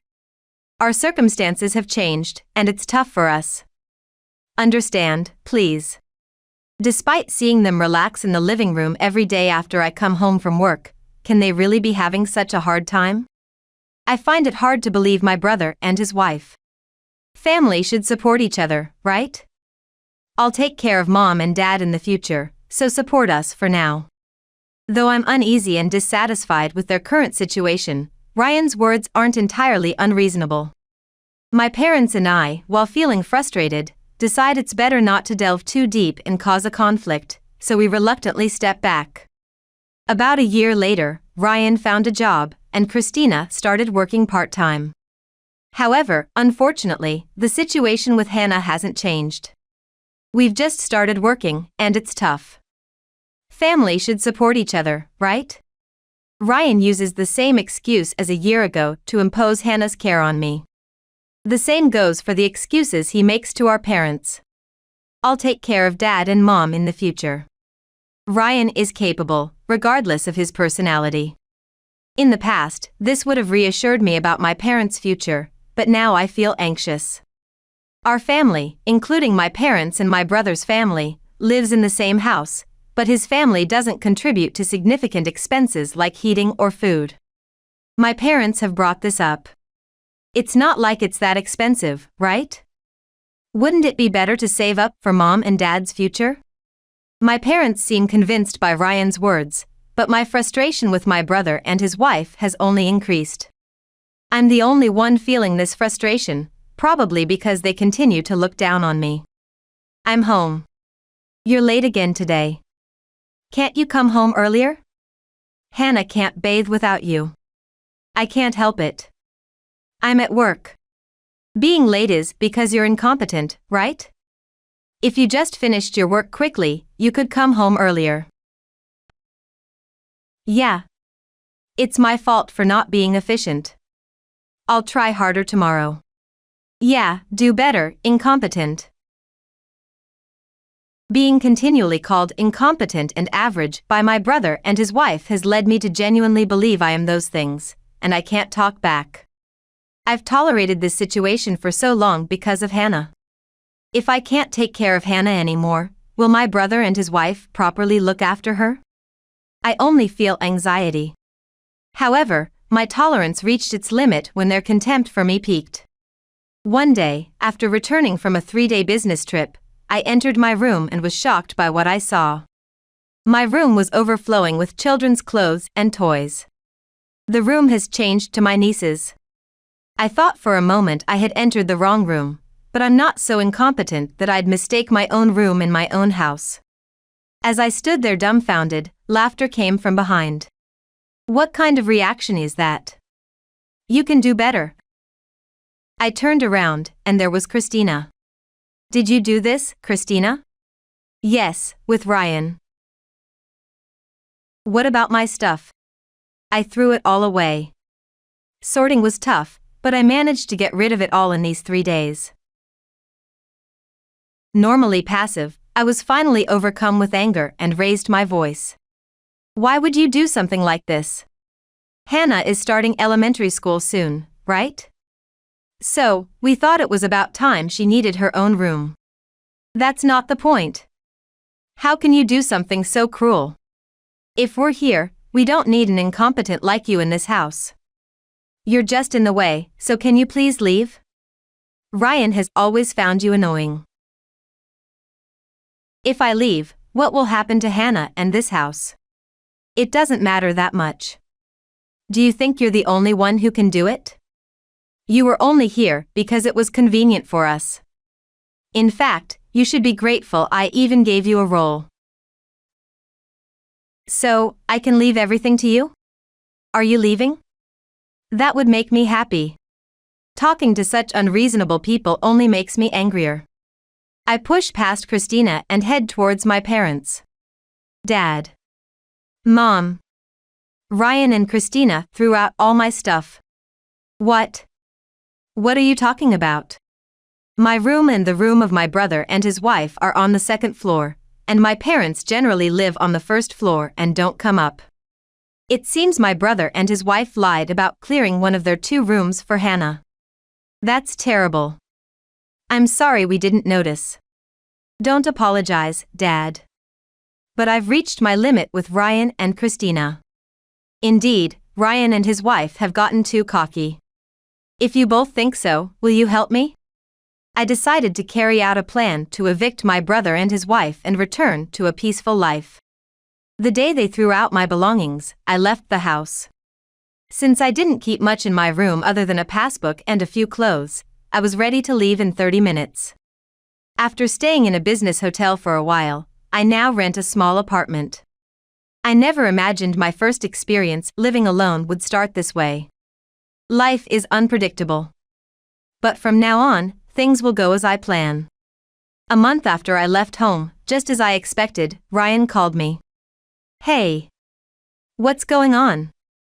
I wasn't informed. What's sudden? If you don't explain, I won't understand. You're paying the mortgage for this house. We had fully renovated the family home. We never expected my brother and his wife would return, so we renovated it to ensure I could continue living there indefinitely.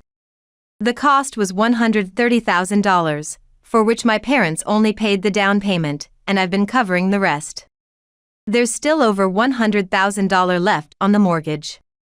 Since my brother and his wife said the house was not their concern, it's only right that they start paying from this month. Therefore, I stopped the automatic withdrawals and had George, my dad, tell Ryan to start making the payments. But I know that this payment will be difficult for them. You were paying $850 a month for the mortgage? Yes, I'm just an average employee, but I'm nearly 40 and have been at my company for a decent time, so I earn a fair salary, and since I'm single, I don't have many expenses. But, Ryan, that might be tough for you, right? Since your salary has drastically dropped. Why did you do that? Ryan has his faults, but he's capable, which I acknowledge. It was suspicious when he abruptly quit the relatively large company he had been with since graduating and came back home. He also didn't talk much about his job change or contribute money to the house, which I found odd. So, I snooped a bit in my brother's room. Not that I broke in, I needed to get Hannah's things when they weren't home, and I accidentally found documents about Ryan's new job while looking. Just accidentally. After researching Ryan's new employer, I discovered it was a smaller company, paying maybe the same or even less than what a new university graduate would make. Would a proud Ryan really take a drastic pay cut to change jobs? Curious for more information, I pretended to know nothing and even called his former company. Hello. I think my brother works there, may I speak with him? One moment, please. The hold was worryingly long. After nearly 10 minutes, they returned. Thank you for waiting. That person no longer works here. Oh, really? May I ask why? I can't disclose that. You'll need to ask him directly. That's a normal response from a company. However, the long hold time led me to suspect that Ryan had caused some trouble. But I don't know the specifics. So I baited Ryan. You were fired from your last job, right? I called and asked. What? You called them? Don't lie. It's true. I heard it from someone named Anthony in HR or something. Anthony was the person who handled my call. While it's true that I called the company, asking why he left was a lie. However, thinking I knew the facts, Ryan spilled the truth. I didn't hear about any mistakes, but what did you do to get fired? I didn't do anything wrong. The client wasn't into my attitude and called it quits on our contract. Seriously, what's up with that? Just for my attitude? I've had a couple of other companies do the same thing, and I started getting complaints directed at me. They put me on the sidelines, and I couldn't find any work after that. So I thought I'd switch to a company that appreciates me. But the job search didn't go well, and you ran into financial troubles, so you came back home. No one appreciates me properly. I believe I am being fairly evaluated at work and in my job search. It seems Ryan has not changed his condescending attitude even outside the home as a working adult. He likely made remarks that offended our clients. Moreover, from what Ryan has said, it appears he isn't even aware that he has upset anyone. Although he has high overall abilities, it's regrettable that he lacks crucial communication skills. So, with your salary drastically reduced and being married, you need money, so you want me to come back and pay the mortgage again? That's right. Why didn't you tell us you were paying the mortgage? It's not like I hid it. You just never asked, and I didn't say anything. You probably assumed Dad was paying from his retirement savings or something, right? Even if we didn't ask, that's something you should have shared. You know how high Dad's pride is, right? If I said I was paying the mortgage, it would hurt his pride. But it's not something to hide, so we agreed, Dad, and Mom, that I'd tell if asked. So, we were the only ones who didn't know about the mortgage? That's right. You talk about family supporting each other, but you just rolled back home because you were having trouble, without any intention of supporting us, right? If you really meant to support each other, you'd try to learn more about the house and the family. My logical reasoning caught Ryan off guard, and with no way to respond, he went from acting all high and mighty to apologizing nonstop. I was wrong to call you average all this time. We need you in this house. Please come back. Christina said she could manage without me anyway. I can't pay off a debt of over $100,000 right now. At least extend the loan repayment period and reduce the monthly payments. Why should I have to do that? If the loan isn't paid, the house will be seized, right? That would damage your reputation. That would be a problem for you, wouldn't it? I'm single, and I'll explain the situation to my workplace, so it's not a problem. That was a lie. The truth is, having a record of foreclosure would be problematic, so internally, I was terrified. I pretended to be calm to not let Ryan sense my anxiety. This was an unavoidable part of the negotiation to push Ryan out, a gamble. If we lose the house, Dad and Mom will be in trouble too. I'm preparing a place to live, and we'll live together again. It's okay. Ryan fell silent, realizing I wouldn't budge. It seemed I had won the gamble. However, I couldn't let him detect my relief, so I quietly pumped my fist in victory while continuing to appear nonchalant. If you continue to live there, the family home will be gone, is that okay? All right, I'll leave. But, what should I do? First, you need to get your life back on track. Dad and Mom said they can look after Hannah for now. Driving my brother and his wife out of the house doesn't pain my heart, despite their struggles. However, I wanted to avoid any hardship for Hannah being caught in the middle. That's why I had already secured cooperation to take care of Hannah at home for a while. I'll discuss it with Christina. Ryan spoke so softly when he hung up. He didn't have that usual air of confidence and arrogance. His past behavior was coming back to get him. Christina, who had been part of his arrogance, is also to blame. I really hope they can both move forward and make things right. Afterward, unable to make the loan payments, my brother and his wife left the family home. Hannah would stay at our parents' house until they could stabilize their lives. This was supposed to make them reflect on their past behavior and eventually allow them to take back Hannah. However, being forced out of the house led to frequent arguments between Ryan and Christina, ultimately resulting in their divorce. Ryan took custody of Hannah. However, his career is still not going well. Despite some reflection, Ryan's lifelong habit of looking down on people meant he still acted arrogantly at work, hindering his professional evaluation at his new job. Therefore, Hannah is still being cared for at our family home. Both Ryan and Christina, now single, are unable to live with Hannah. After they left, I moved back to the family home immediately. My parents are happily buying a school backpack for Hannah, who will soon enter elementary school. I too am secretly delighted that cute little Hannah has been added to our family, and I have returned to the same peaceful life as before. Wendy, I'm sorry. Your beloved car, the bright red Porsche, is completely smashed. I couldn't comprehend what my mother-in-law was saying, just listening in stunned silence. Her voice, as she spoke without a trace of remorse, seemed almost gleefully carefree. I am Wendy.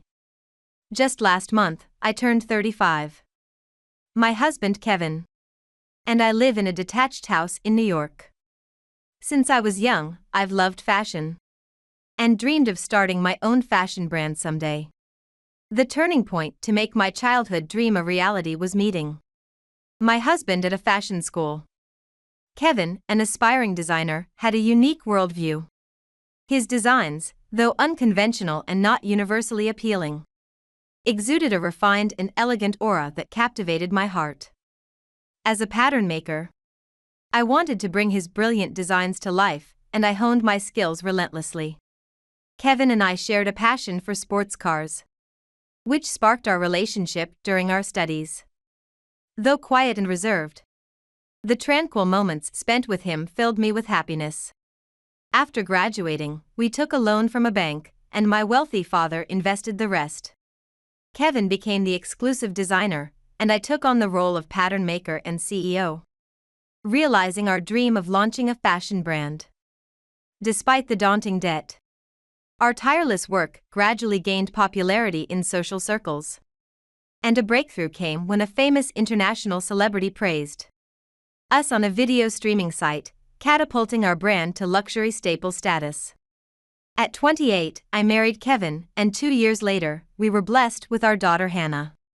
Though everything seemed to be going well both personally and professionally, there was one persistent concern. That was about my mother-in-law. She was malicious and spiteful, always ready with a snide remark or criticism at every meeting. One day, finishing work earlier than usual, I hurried to pick up Hannah from daycare. On the way, I unexpectedly ran into my mother-in-law. Oh, Wendy, what a coincidence. Are you off to pick up Hannah? You're earlier today, aren't you? Hello, Mother. Today is Hannah's birthday, so I left work early. When I replied, she responded indifferently. Really? That's nice. Unlike her demands for expensive furniture or designer bags on her birthdays, she had never celebrated Hannah's. Well, I have to go now. See you. I attempted to leave, but she caught sight of something and loudly exclaimed. Wait a minute. That bracelet on your right hand, it's studded with diamonds. How envious. When did you buy such a lovely accessory? Her eyes glinting, she reached for my hand, but I quickly withdrew it, forcing a smile, and explained. It was my birthday last month, so I bought it as a treat for myself. Kevin designed it, and we had it custom made. Now, I really must be going to pick up Hannah. I wanted to leave, but she wouldn't let me. It's okay if you're a little late. You said it's Hannah's birthday, right? How old is she now? You must be making a fortune to afford such luxury. Surely, you've prepared a lavish feast. Since it's such a special occasion, my husband and I will join you to celebrate. It was ridiculous. She couldn't even remember her granddaughter's age, but wanted to celebrate together. It's not like that at all. It's the first time I've ever bought such a reward for myself. To tell the truth, Kevin and I plan to celebrate just the two of us today. We haven't prepared anything extravagant, so there's nothing to offer even if you did come. When I said that, my mother-in-law responded, "We're old and can't eat much anyway. So just share a little of what you're eating." Oh, I'm sure you'll have piles of luxurious and delicious dishes that us common folk have never tasted. I'm looking forward to it. She said so, drooling as she indulged in her fanciful delusions. Therefore, I haven't prepared the lavish feast that you're imagining, Mother. Despite my repeated explanations, it seemed she wasn't listening. Well, we'll come over later. I'm looking forward to it, she said, ignoring my words, and walked away. Today, I'm planning to make my daughter's favorite dishes, like grilled chicken, cream soup with clams, and simmered seasonal vegetables. Since she dislikes whipped cream, I'm using a variety of colorful fruits to decorate. The pudding is a substitute for her birthday cake. As my husband returned home and everything was prepared, my mother-in-law showed up. Good evening. My husband will be late because of work, so I came by myself. Hannah, this is a birthday present for you. My mother-in-law handed my daughter a single piece of cheap candy, unwrapped, worth 10 cents, then took a seat at the center of the dining table. She surveyed the dinner spread with a disapproving look and blurted out, "What is this? It looks like everyday food. You said it was a birthday party, so I thought I'd be treated to a luxurious feast. I can't believe there isn't even a birthday cake. I told you several times that I didn't prepare the fancy feast you imagined, didn't I?" I said, astonished, and my mother-in-law started yelling, her face turning red, spitting as she spoke. A rich person who can just buy a diamond bracelet for herself wouldn't eat such plain, poor-looking food. Besides, today is Hannah's birthday. You should have prepared something luxurious that kids love, like lobster or beef steak. It's sad that Hannah has to eat such poor-looking homemade food on her birthday. Grandma, the food Mom made today is all my favorites. My daughter courageously spoke up, but my mother-in-law wasn't listening, and continued to verbally abuse me, calling me the worst mother who indulges herself. Today's menu is all Hannah's favorites. She dislikes whipped cream, so I prepare pudding instead of a cake every year. We don't live the luxurious life you imagine. When I was frustrated with my mother-in-law's baseless assumptions and reckless remarks, my husband intervened to ease the tension.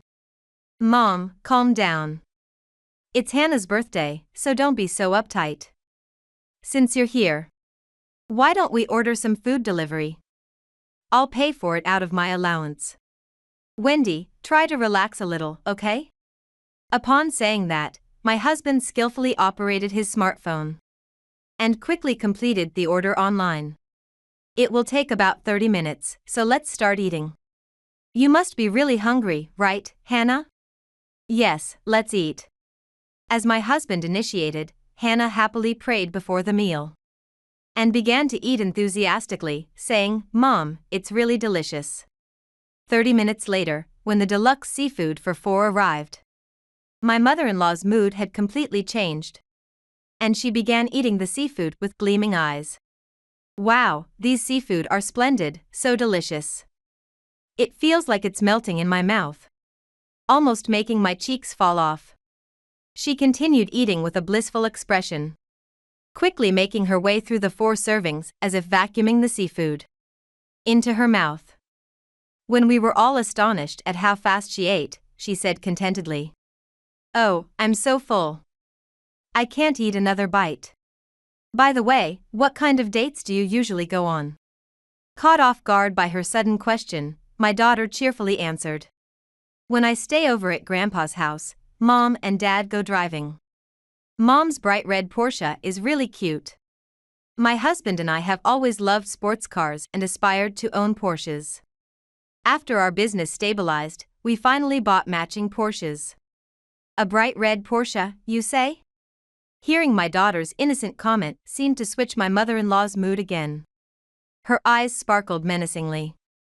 My young daughter innocently responded to her question. Yes, she has a bright red Porsche just like Daddy's. Matching Porsches? You have two? We only have one compact car. That's not fair. Wendy, let me ride in your Porsche too. As she aggressively approached me, I firmly refused, not wanting her to mishandle my beloved car.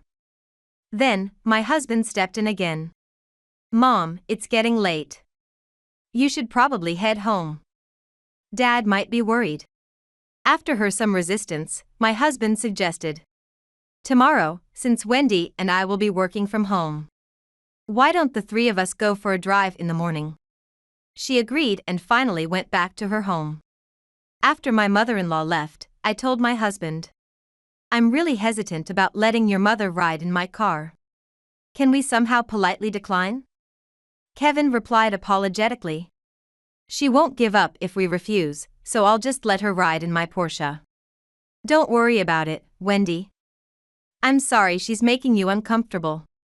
The next day, I felt uneasy as I got ready and dropped Hannah off at daycare. When I returned home, I ran into my mother-in-law at the entrance. She noticed me and called out with a twisted smile. Hi, Wendy, thank you for yesterday. Good morning, Mother.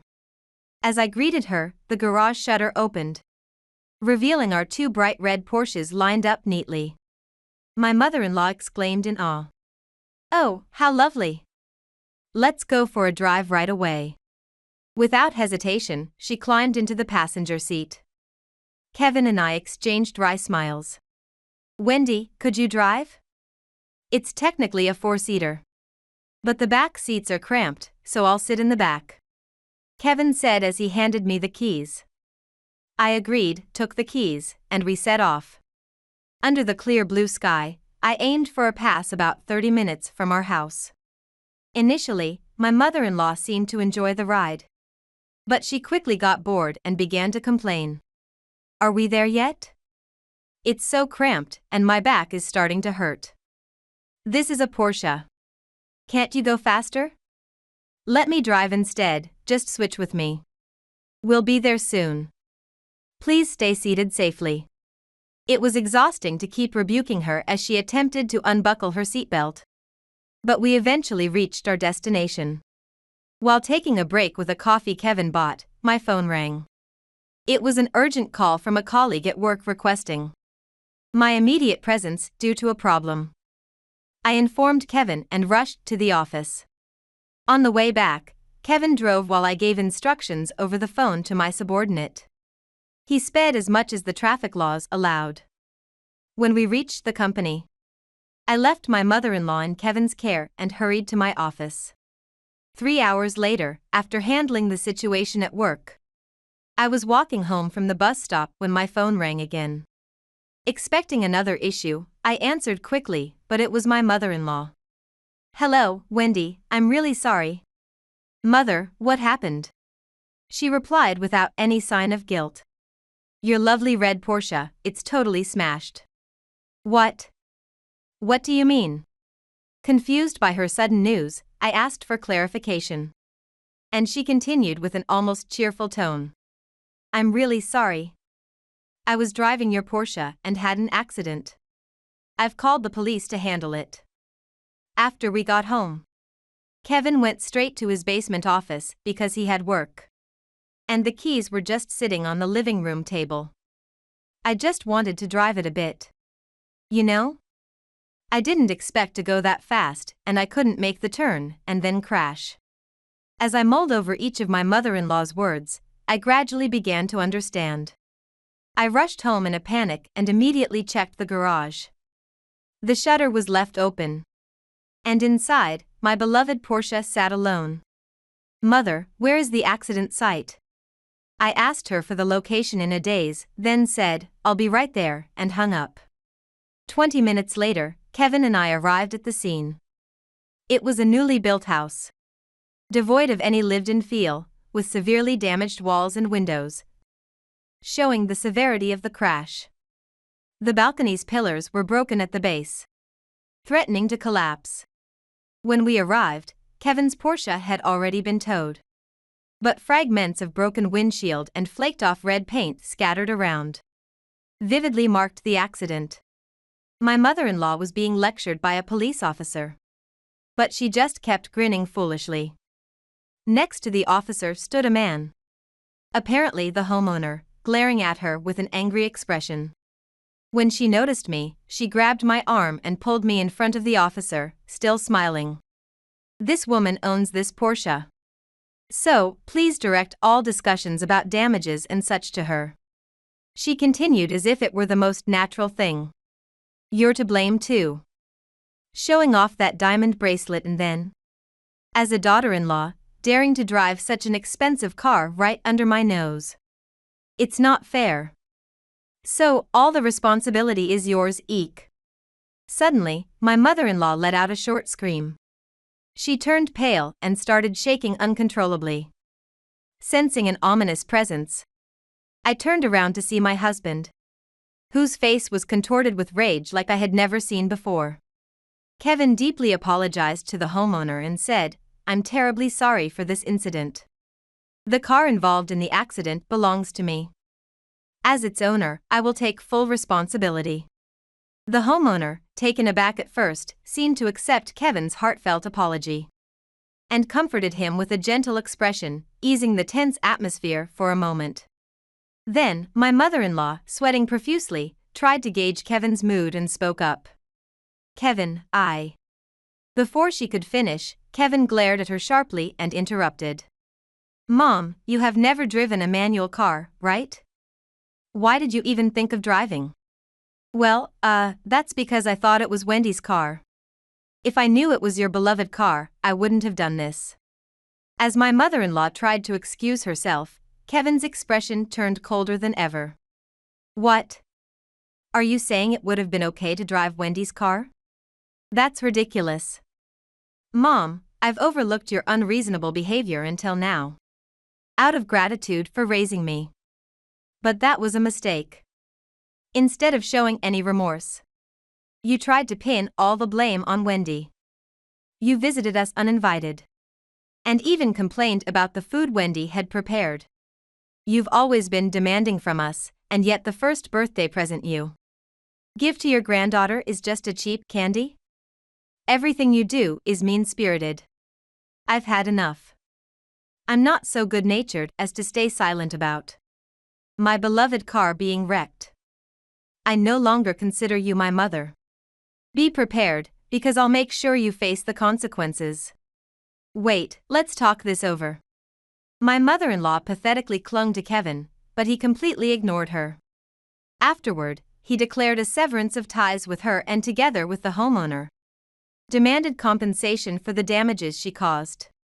This series of events also led my father-in-law to file for divorce. Given her troublesome nature, he had always struggled to handle her past incidents. Like my husband, he had reached his limit, facing troubles from all sides. My mother-in-law was at a loss. Once, I received a ridiculous call from her, saying, "Hey, we're family, right? Let's help each other out," but I completely ignored it. Since then, Kevin has become more expressive of his feelings. While he remains gentle, he now occasionally makes sharp comments. "I love that about you, Kevin." When I said this, he smiled shyly. "I feel more than ever that I want to support and live together with such a husband."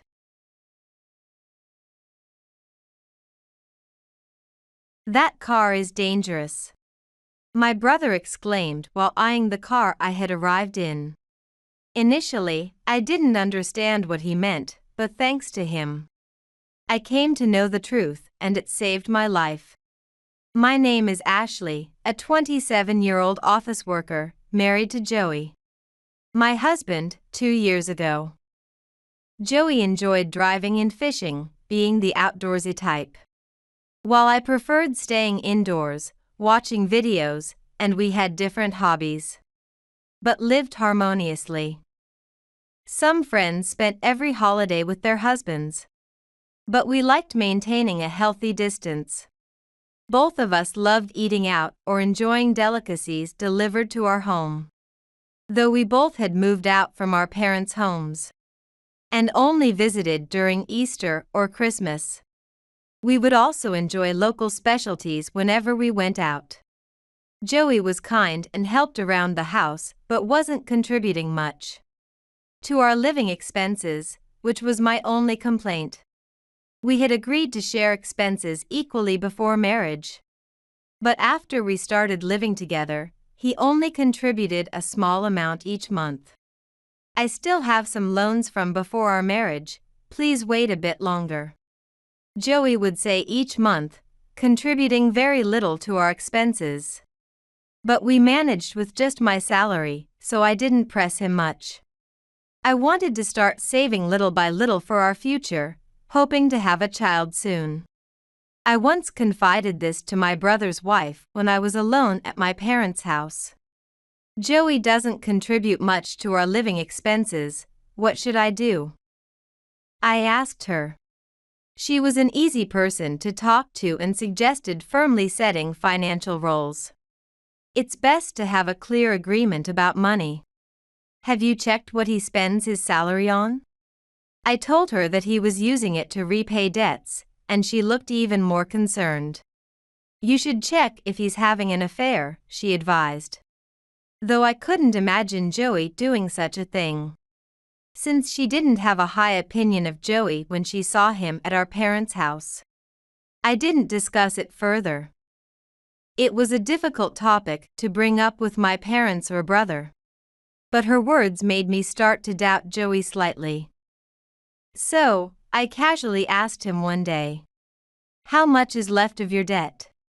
He was clearly shaken by my sudden question and replied nervously, "I've forgotten the exact amount, but it's not much and I'll be done paying it off soon." Seeing him flustered, I remembered my sister-in-law's advice. I had never thought Joey could cheat, but his panicked response made me suspicious. Just as I began to doubt his actions, my parents suggested going to a hot spring together as a celebration since my father was about to retire, though my brother and his wife were also supposed to go.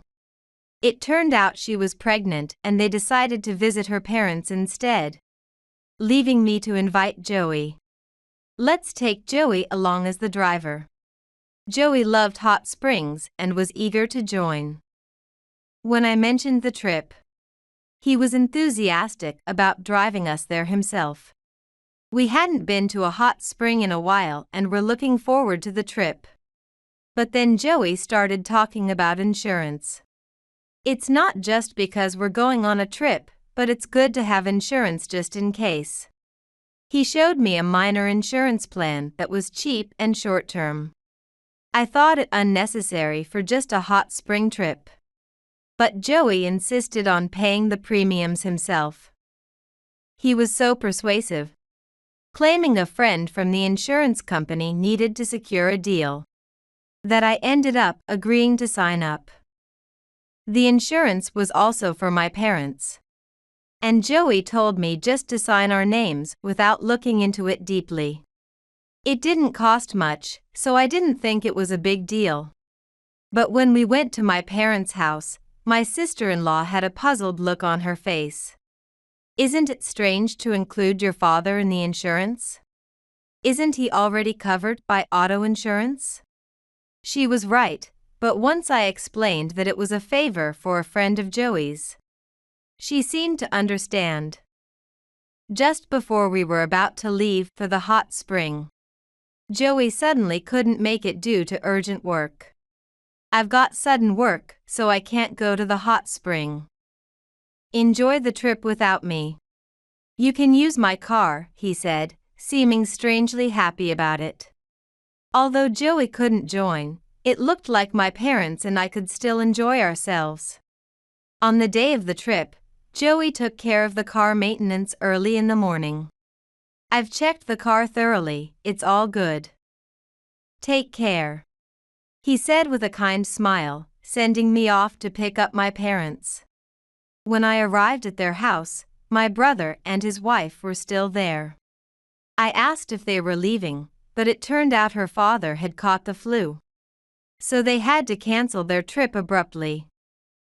I felt disappointed that they couldn't join us. But my sister-in-law told us to have fun with just the family. As I was loading my parents' luggage into the car, my brother suddenly shouted, "Wait, that car is dangerous. It's too risky to drive like that." As I stood there shocked, not understanding what was so dangerous, my brother pointed at the front tire. On closer inspection, I noticed that out of the 4 nuts that should have been securing the tire, 2 were missing, and the other side also only had 2 nuts. Joey was supposed to have thoroughly checked it this morning. How could there be any nuts missing? As I responded, my brother and his wife looked scared and stared at me with concern. If my brother hadn't noticed, the tire could have come off on our way to the hot spring. And it seemed miraculous that I had even made it to my parents' house safely. As we were unloading my parents' luggage and discussing what to do next, Joey sent an email asking if we had left home yet. As I was about to reply about the tire, my brother stopped me, and then his wife suggested replying that we had already left. So I did as told and sent the message. After I sent the email, my brother explained why. It's certain that Joey removed the nuts. I heard about the minor insurance. Where you and Dad were listed, but isn't Joey the beneficiary? I hadn't thought much about it, but indeed, Joey was supposed to be the beneficiary. Realizing what Joey might be planning, a chill ran down my spine. It seemed he had tampered with the car to make us have an accident and collect the insurance money. I had never thought Joey could do something so horrible. But considering he had debts, he might have taken out insurance on us just for that. If it had been normal life insurance, I or my parents would have been suspicious. So he must have opted for the minor insurance to deceive us. His email checking if we had departed, which was unusual for him, now made sense. My sister-in-law and I were furious at Joey, but my brother was thinking calmly.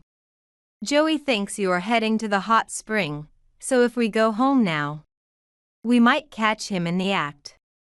My sister-in-law and I nodded in agreement. The false email saying we had left was to catch Joey off guard, and I admired my brother for his calmness. As we decided to go to my house in my brother's car, my father also wanted to come along. And my sister-in-law expressed her interest too. I'm curious about what Joey is up to. Though she said it lightly, it felt reassuring to have more people with us. When we arrived at my house, Joey, who was supposed to be at work, was actually inside. As we quietly entered, we heard him on the phone. Everything is going as planned. All that's left is to wait for the news of their accident. Listening to him happily talking made me want to scream at him. But my brother stopped me, and we continued to listen. At first, I couldn't tell who Joey was talking to. But then he mentioned marrying the person on the phone if I died in an accident. So it was clear he was talking to a woman. Ashley is so clueless, she hasn't realized we've been together since before our marriage. Joey confessing his affair so blatantly made me almost laugh out loud. But I managed to keep my composure, unaware that we could hear him. Joey also revealed why he hadn't been paying the living expenses. He needed money to entertain his affair partner, was heavily in debt, and now he planned to pay it off with the insurance money from the accident he had planned for me and my parents. combining the newly signed insurance with my existing life. And auto insurance would bring in a substantial sum, he explained cheerfully. Getting the insurance money and sending you to the other world would kill two birds with one stone, saving me the hassle of a divorce. At that point, my father couldn't hold back anymore and stormed at Joey, shouting, "A man like you, Ashley, will divorce you first." Taken aback by my father's sudden appearance, Joey threw his smartphone and looked terrified. When my brother and his wife also appeared, Joey was so stunned he couldn't respond. But the woman on the phone continued talking. "Once the insurance money comes in, buy me some luxury goods, okay? You're planning to get a new car too, right?" I took the smartphone and replied on Joey's behalf. "Unfortunately, I'm still alive. Be prepared for a claim for damages later." The woman on the other side was obviously shocked. And the call quickly ended. Joey, trembling, said, "What? You made it back? How?" As my brother explained that he had noticed the missing tire nuts, Joey replied with a voice close to tears, "Your brother was supposed to be at his in-laws' house, wasn't he?" Joey, frustrated and thinking my brother was away, was shouted down by my father, angrier than ever. "That doesn't matter. You put Ashley in danger and cheated. Now you must get a divorce immediately." Realizing his affair was exposed, Joey fell to his knees and started apologizing. But my father insisted he apologize to me. "This is all a misunderstanding. It wasn't an affair, just a joke I was having." Watching my husband resort to such pitiful lies, my father grew even angrier and pulled me to leave for our parents' house. As I was about to leave, Joey clung to me, begging for forgiveness. "If you divorce me, I won't be able to survive. Please don't abandon me." My brother sternly said to him, "If you don't want me to report you to the police for tampering with the car, just sign the divorce papers quickly." Faced with the threat of police action, Joey finally backed off. Moreover, my sister-in-law mentioned reporting the incident as an insurance scam to his company, and Joey broke down begging her to keep quiet. Thanks to my brother and his wife's intervention, Joey quickly signed the divorce papers and paid the compensation in full. The affair partner, also realizing she could be implicated as Joey's accomplice, paid a substantial amount in damages too. I thought Joey might remarry his affair partner, but they fought over the compensation and broke up. Joey had borrowed money to fund his lifestyle with his mistress and was deeply in debt. But he had to borrow even more to pay the compensation. Unable to borrow from legitimate sources anymore, he resorted to dangerous lenders, leading debt collectors to his workplace, and he eventually had to quit his job. Unable to pay rent, Joey left the home we had shared and turned to his parents' house. But debt collectors showing up there too meant he couldn't stay. Later, I heard rumors he was doing live-in jobs and moving from place to place, living a difficult life. I rented an apartment near my parents' house and started living alone. My brother and his wife offered to live together, but with a baby on the way, I declined. Still, I visit them often and maintain a good relationship with my parents and brother's family. My sister-in-law said I should remarry soon. But after what happened with Joey, I'm wary of men, and decided to wait until someone truly wonderful comes along. Mom, school ended early today. My name is Patty, I'm 48 years old. I live with my husband, who is 2 years older, and our high school daughter. I work as a sales office worker at a manufacturer. One afternoon, while at work, I received a message from my daughter Stacy via Messenger. It was a Wednesday in September, and a hurricane was approaching. The morning forecast said we would be spared a direct hit, but, literally, as the wind blew, the hurricane suddenly changed its course and was rapidly approaching our state. I replied to my daughter's messenger. Indeed, that's what it is. I was worried. At my company, they just gave permission to leave early, so I'm heading home now. As soon as I replied, I packed up my belongings and left the office. It's best to head home quickly in such times. The trains will be crowded. Some colleagues were still working, but in an hour it would start raining, and they would surely get soaked. While walking to the station, I called my husband, who was working from home. If, by chance, he had been at the office, he would have yelled at me for calling during work. That's the kind of husband he is. Even if he's working from home, if he's in a bad mood, he'll angrily pick up and say, "What? I'm busy here." I was used to my husband's reactions, but still, every time I wished he would answer the phone more normally. He didn't pick up the phone. Maybe he was in a meeting, I thought, and didn't worry too much about it. However, once I got to the station, my phone lit up with a message notification. I pulled out my smartphone, and it was Stacy. "Mom, did you contact Dad?" I immediately pressed the voice call button. "Stacy, it's Mom. I just left the office." "What's up?" Stacy sounded a bit anxious. "Today, Dad said he was working from home, right?"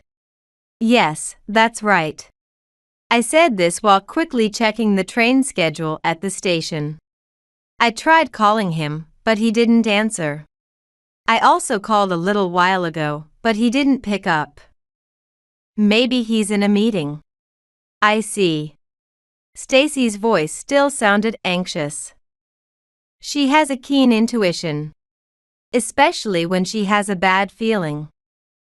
This morning, while the local news was saying, "We seem to be spared from the direct hit of the hurricane," Stacy said, "I wonder. Mom is about to get on the train, so I'll write a message to Dad." "Take care, Stacy." After saying this, I ended the call.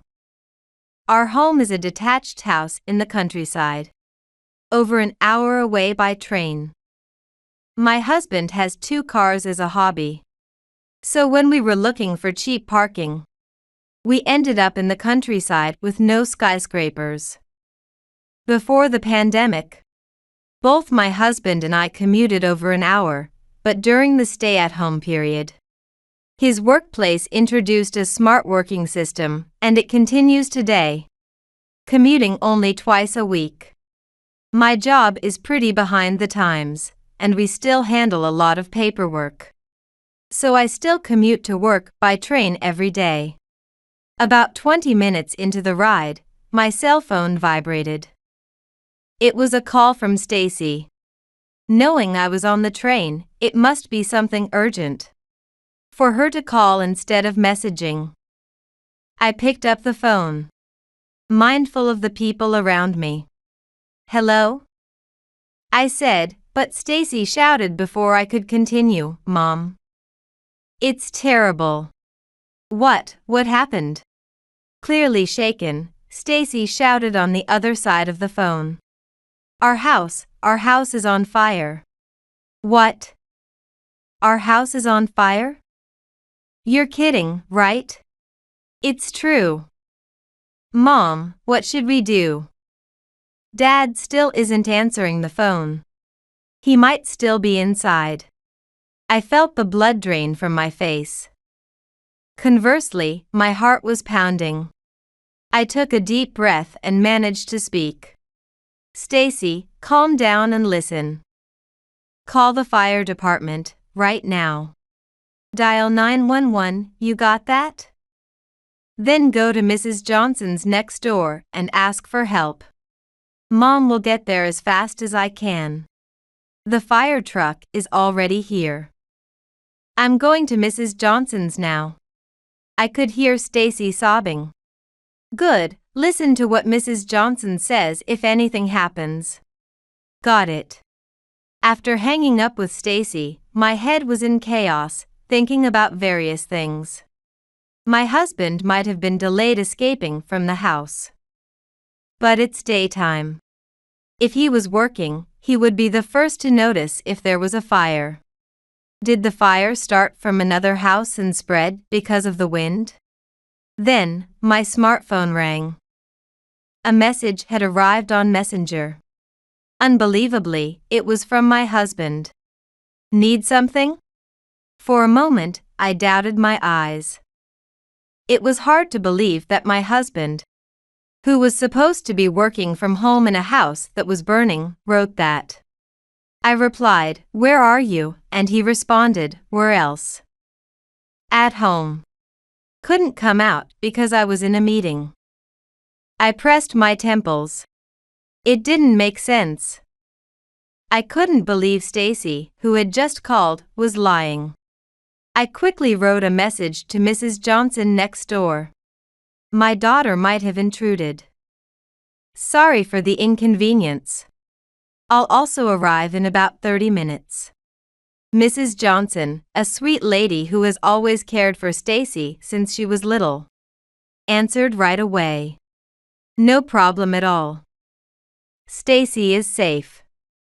We have evacuated just in case. I was convinced.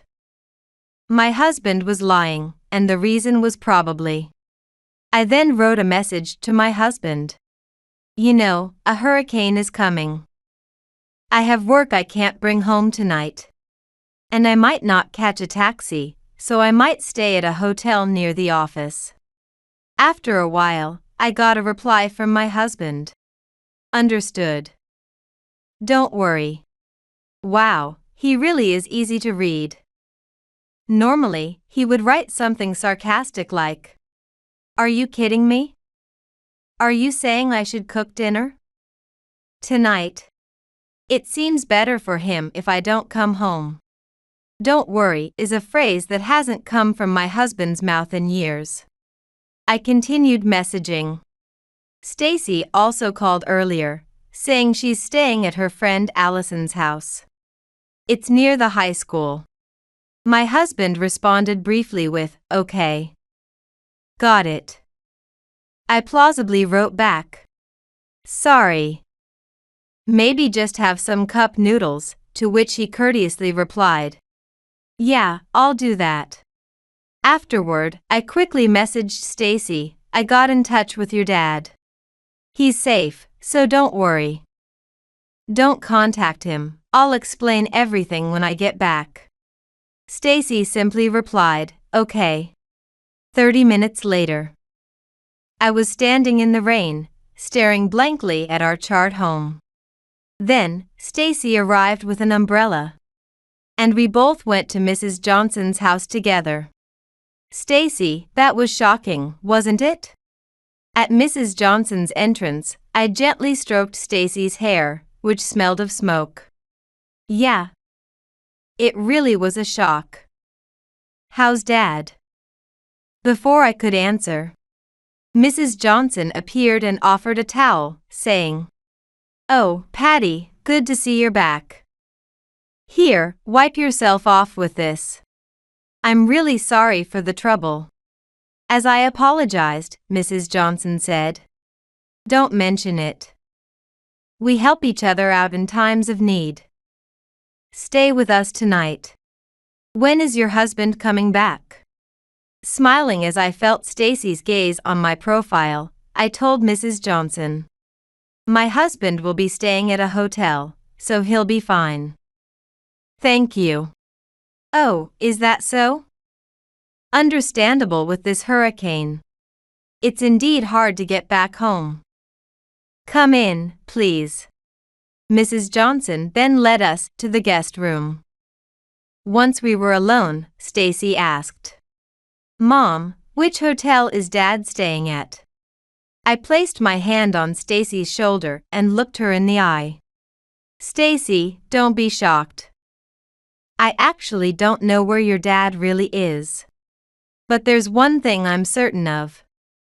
Today, your dad lied about working from home. He was somewhere else. Look at this messenger conversation. I showed Stacy the exchange I had with her dad today. I had hesitated about how to explain it to my underage daughter, but ultimately, I decided to tell her the truth. As soon as she read the message, the intelligent Stacy seemed to understand immediately. Looking me straight in the eyes, she said, "Dad's having an affair, isn't he?" I nodded. What could have been seen on my face then? Sadness, anger, or resignation? To be honest, it was a mix of all those emotions. Our marriage had been pretty frosty for around 10 years. But Victor did all right as a father. He attended class observations, sports days, and cultural festivals. On days he worked from home, he would chat with Stacy, maintaining a good relationship. This incident clarified that I had no expectations of Victor as a husband anymore. I felt no anger towards his mistress, nor did I want to win back my husband's affections. My anger was towards his ethical betrayal, and because he had hurt our daughter, Stacy. She was surprisingly calm and, in a composed voice, said to me, "To be honest, I had a hunch. You were at the office every day. So I wasn't sure if you noticed, but when Dad was working from home, and I came back from school, the kitchen was always cleaned up.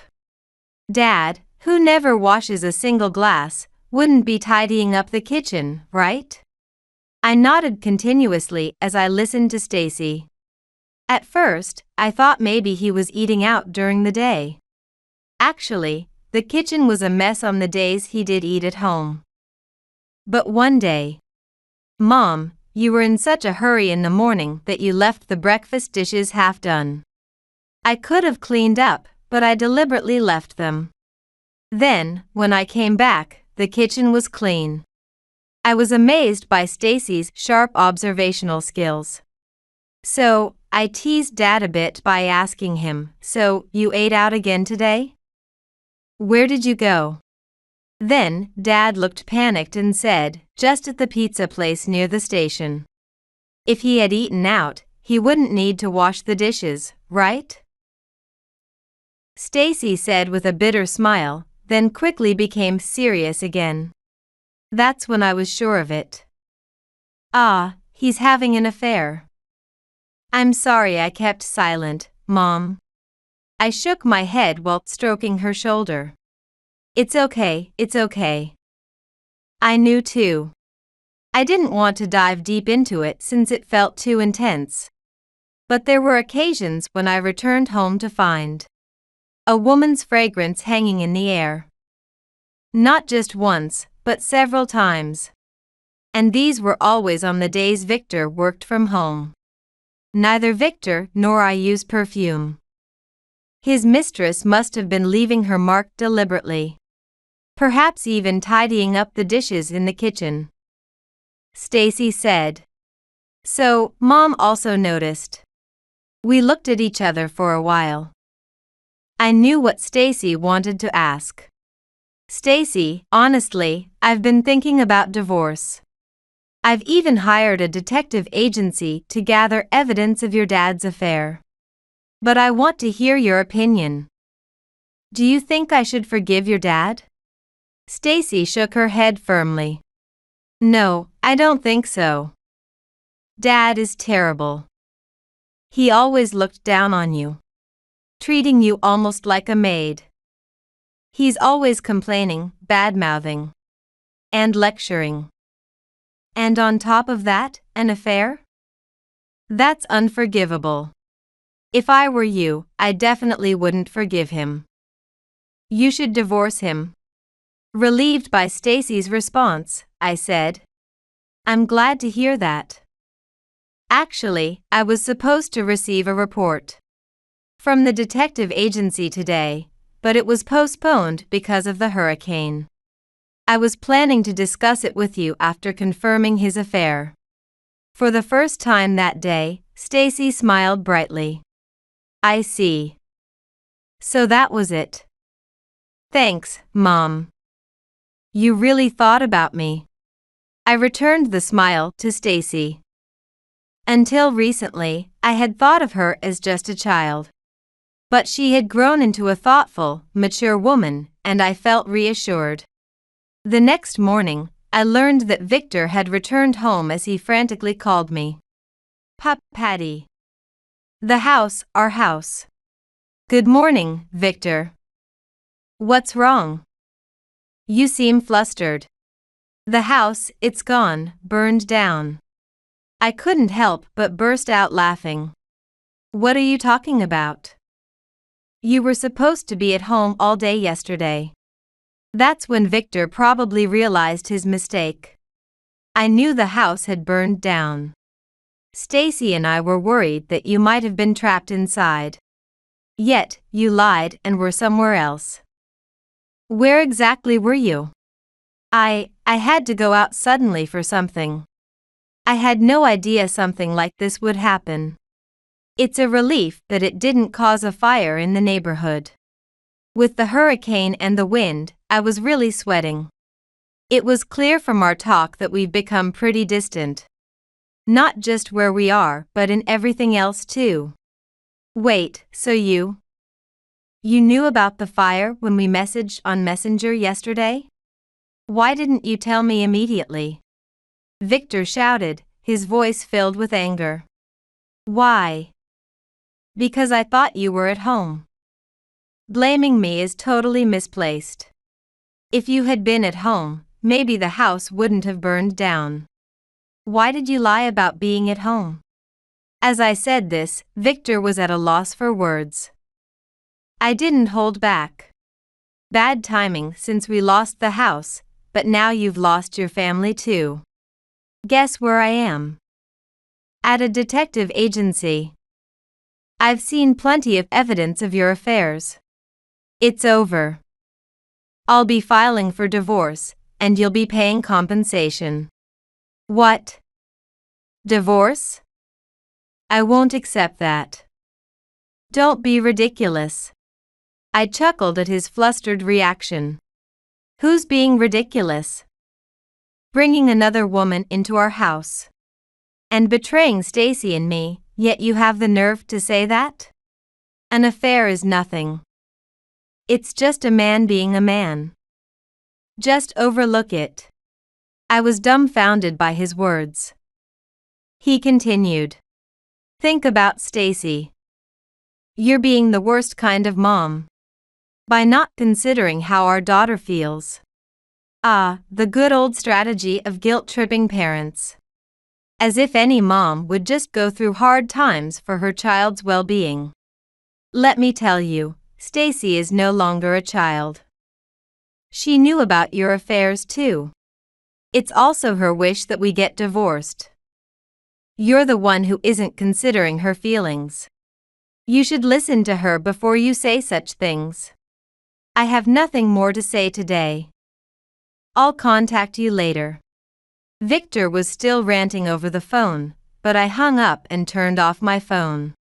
The detective's investigation revealed Victor's disgraceful affair in great detail.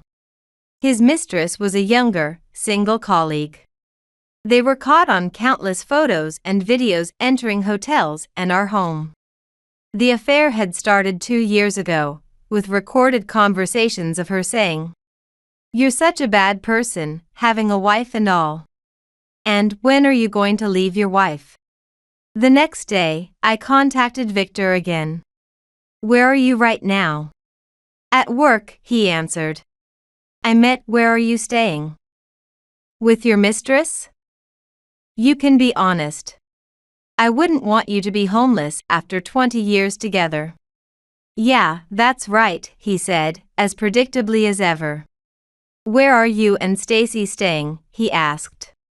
Stacy and I are at my parents' house. But since it's far from her school, I thought maybe she could stay at your brother's place starting next week. What? My brother's? Don't do that. Why not? Your brother gladly agreed. He said his kids are grown. And he misses having family around. He even said she could live there through college if she wants. I could tell Victor was panicking. His brother is a lawyer who hates dishonesty. Naturally, I had discussed Victor's affair when I asked if Stacy could stay with them. So, you don't need to worry about us. The reason I called today was about the divorce papers. Where should I bring them for you to sign? Now Victor tried to use tears to sway me. Let's talk properly. I want to see Stacy, so I'll come to your parents' house. He pleaded in a tone I'd never heard before. Want to see Stacy? Just so you know, she said she doesn't want to see you. Can you understand her feelings? She was alone, watching our house burn down. Terrified you might be inside. You trampled over her feelings. While she was crying out in fear, you were with your mistress. Coming home only in the morning when you knew we wouldn't be back. How can you even face her? My parents are furious with you. If you value your life, don't come to their house. I'll meet you alone. How about next Sunday at 10 a.m.? We agreed on where to meet and then ended the call. When the day arrived, it was like stepping into a war zone. The mistress burst into the cafe where we had agreed to meet. Victor begged me, saying, I don't want a divorce. It was just a fling. Following him, the woman who had been tracking him burst in, furious. So you lied to me. You said you would leave your wife for me, you scoundrel. She slapped Victor and stormed out. Amidst the staring crowd, Victor, his face red, hesitantly signed the divorce papers under my persuasion. After the incident, Victor was kicked out of his mistress's apartment and turned to his brother for help. However, Stacy, who was staying at her uncle's house, refused even to meet him, and so Victor was turned away by his brother. And his wife as well. Victor hoped to rely on fire insurance. But an investigation revealed that the fire that completely destroyed their home was caused by his careless smoking. On the day of the hurricane, Victor had invited his mistress to their home and smoked cigarettes with her in the bedroom. After their time together, he just left the house without putting the cigarette out. It's common knowledge that if you're smoking in bed and don't put the cigarette out properly, that's seen as really irresponsible. And fire insurance won't cover it. Moreover, his angry mistress reported the affair to his boss, leading to his demotion and relegation to a dead-end department. At least he wasn't fired for having an affair during work hours. Despite his pride, Victor clings to his job, paying compensation and child support from his meager salary in a drafty apartment. As for Stacy and me, my company helped us get into company housing. Despite the fire and her dad's affair, Stacy was accepted into her university of choice. I'm so proud of her strength and intelligence. We're planning to celebrate her high school graduation with my brother-in-law and his wife. Life goes on, and together, Stacy and I will support each other through whatever comes our way.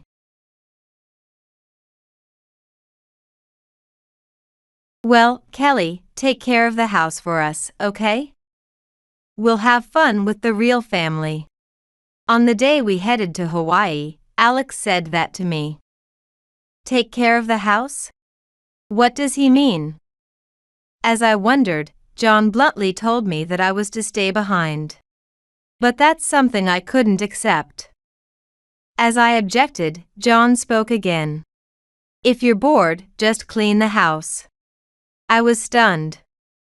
And then I realized it was intentional. From the indifferent reactions of John's mom and Alex, it was clear they knew about it beforehand. I was being used for their trip. Make sure it's spotless, okay? Facing the three of them smirking, I realized any objection would be pointless and forced a smile. All right, if that's the case, I can't help it. Have fun. If that's how you want it, I won't stay quiet any longer. While seeing them off as they happily left the house, my heart was burning with anger. My name is Kelly Walker. I am a 45-year-old housewife, and although I'm that age, I actually just celebrated my first wedding anniversary last month. My husband, originally my boss, is John Walker, 50 years old, currently a department head. I respected him for his competence at work and aspired to be like him. Working hard myself. My efforts were recognized, and before marriage, I even earned the title of section chief, throwing myself even more into my work. I wanted to be recognized by John, to be competent at work like him. Eventually, I realized that my feelings for him were romantic. But by that time, I was already over 40. John was single, though he was divorced and had a child. I had no intention of affecting his or his child's life, and I didn't plan to reveal my feelings. However, to my surprise, he proposed to me. Then, I started dating John. And it led to our marriage. Right after we started dating, I went to meet John's family. Given our ages, it was a relationship with marriage in mind. I definitely wanted to meet his family. John's parents were divorced, and he was living with his mom and his child from a previous marriage, Alex. Before visiting their home, we stopped by a bakery where we bought pudding and pastries that they both liked. I wonder if they'll be happy to see me. What if they're disappointed that an old lady like me has come? Having never experienced meeting a lover's family, I was nervous in the car on the way to John's house. But John laughed off my nerves. Don't be silly. Kelly, you look 10 years younger and are actually younger than me. But Mom and Alex will surely like you. Encouraged by John's words, we arrived at his home. Mom. Alex. I'm home. John called out as he entered the house, but there was no response from inside. I had informed them of my visit today. They couldn't be out. Are they not here? Maybe they've gone shopping? Please, come in. Thank you. John invited me inside, and I entered the house. However, as we walked into the living room, the nervous tension hit me again. Welcome back. Welcome back, Dad. I was shocked to see his mom and her son, Alex, there. If you were home, you could at least respond, John said, although the two of them talked to him as if they didn't even see me. I thought I heard wrong. Let's have dinner. His mom continued to ignore my presence and headed to the kitchen. John stopped her. Before that, say hello to Kelly. Kelly, this is my mom and my son, Alex. Alex is 16 and goes to the local high school. Nice to meet you. I'm Kelly Norman. I've worked with John. Please take care of me. They listened to my brief introduction but quickly looked away. My fears were confirmed. They didn't seem to welcome me at all. In fact, it appeared they already disliked me. Come on, Alex. Say hello.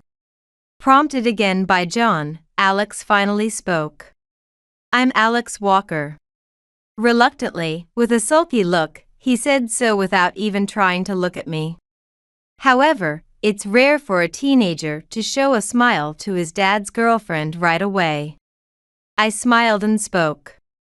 Alex, I've heard a lot about you from your dad. Nice to meet you. There was no reply, but I kept my smile. John's mom watched me with a sharp glare. You're just after John's title and salary, aren't you? It's shameful to get married at your age. She spat those words out, and I widened my eyes in surprise. Indeed, I was attracted to John because he was competent. But I never aimed for his title or salary. There's no such thing as an embarrassing age to marry. And I think I met someone wonderful like John because I reached this age. But Alex glared at me as if he saw an enemy. He probably thinks like his grandma. It's puberty, after all. I can't expect him to accept me more than his grandma does right now. But eventually, I hope they realize they were mistaken. I truly love John and want to be his wife. One day, they will understand. Mom, I truly love John.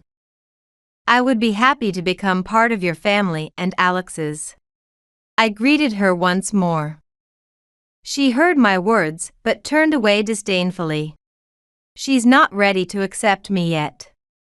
But thinking I could be accepted today was my mistake. Mom and Alex, just a little more patience.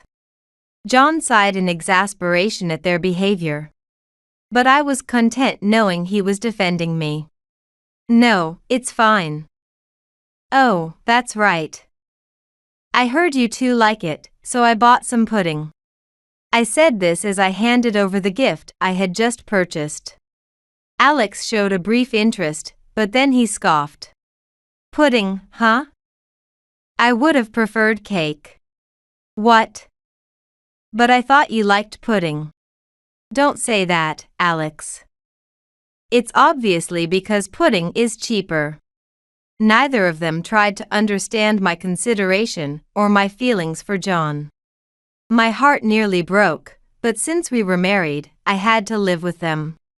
Unable to retort, I just continued to force a smile. After months of dating, we got married.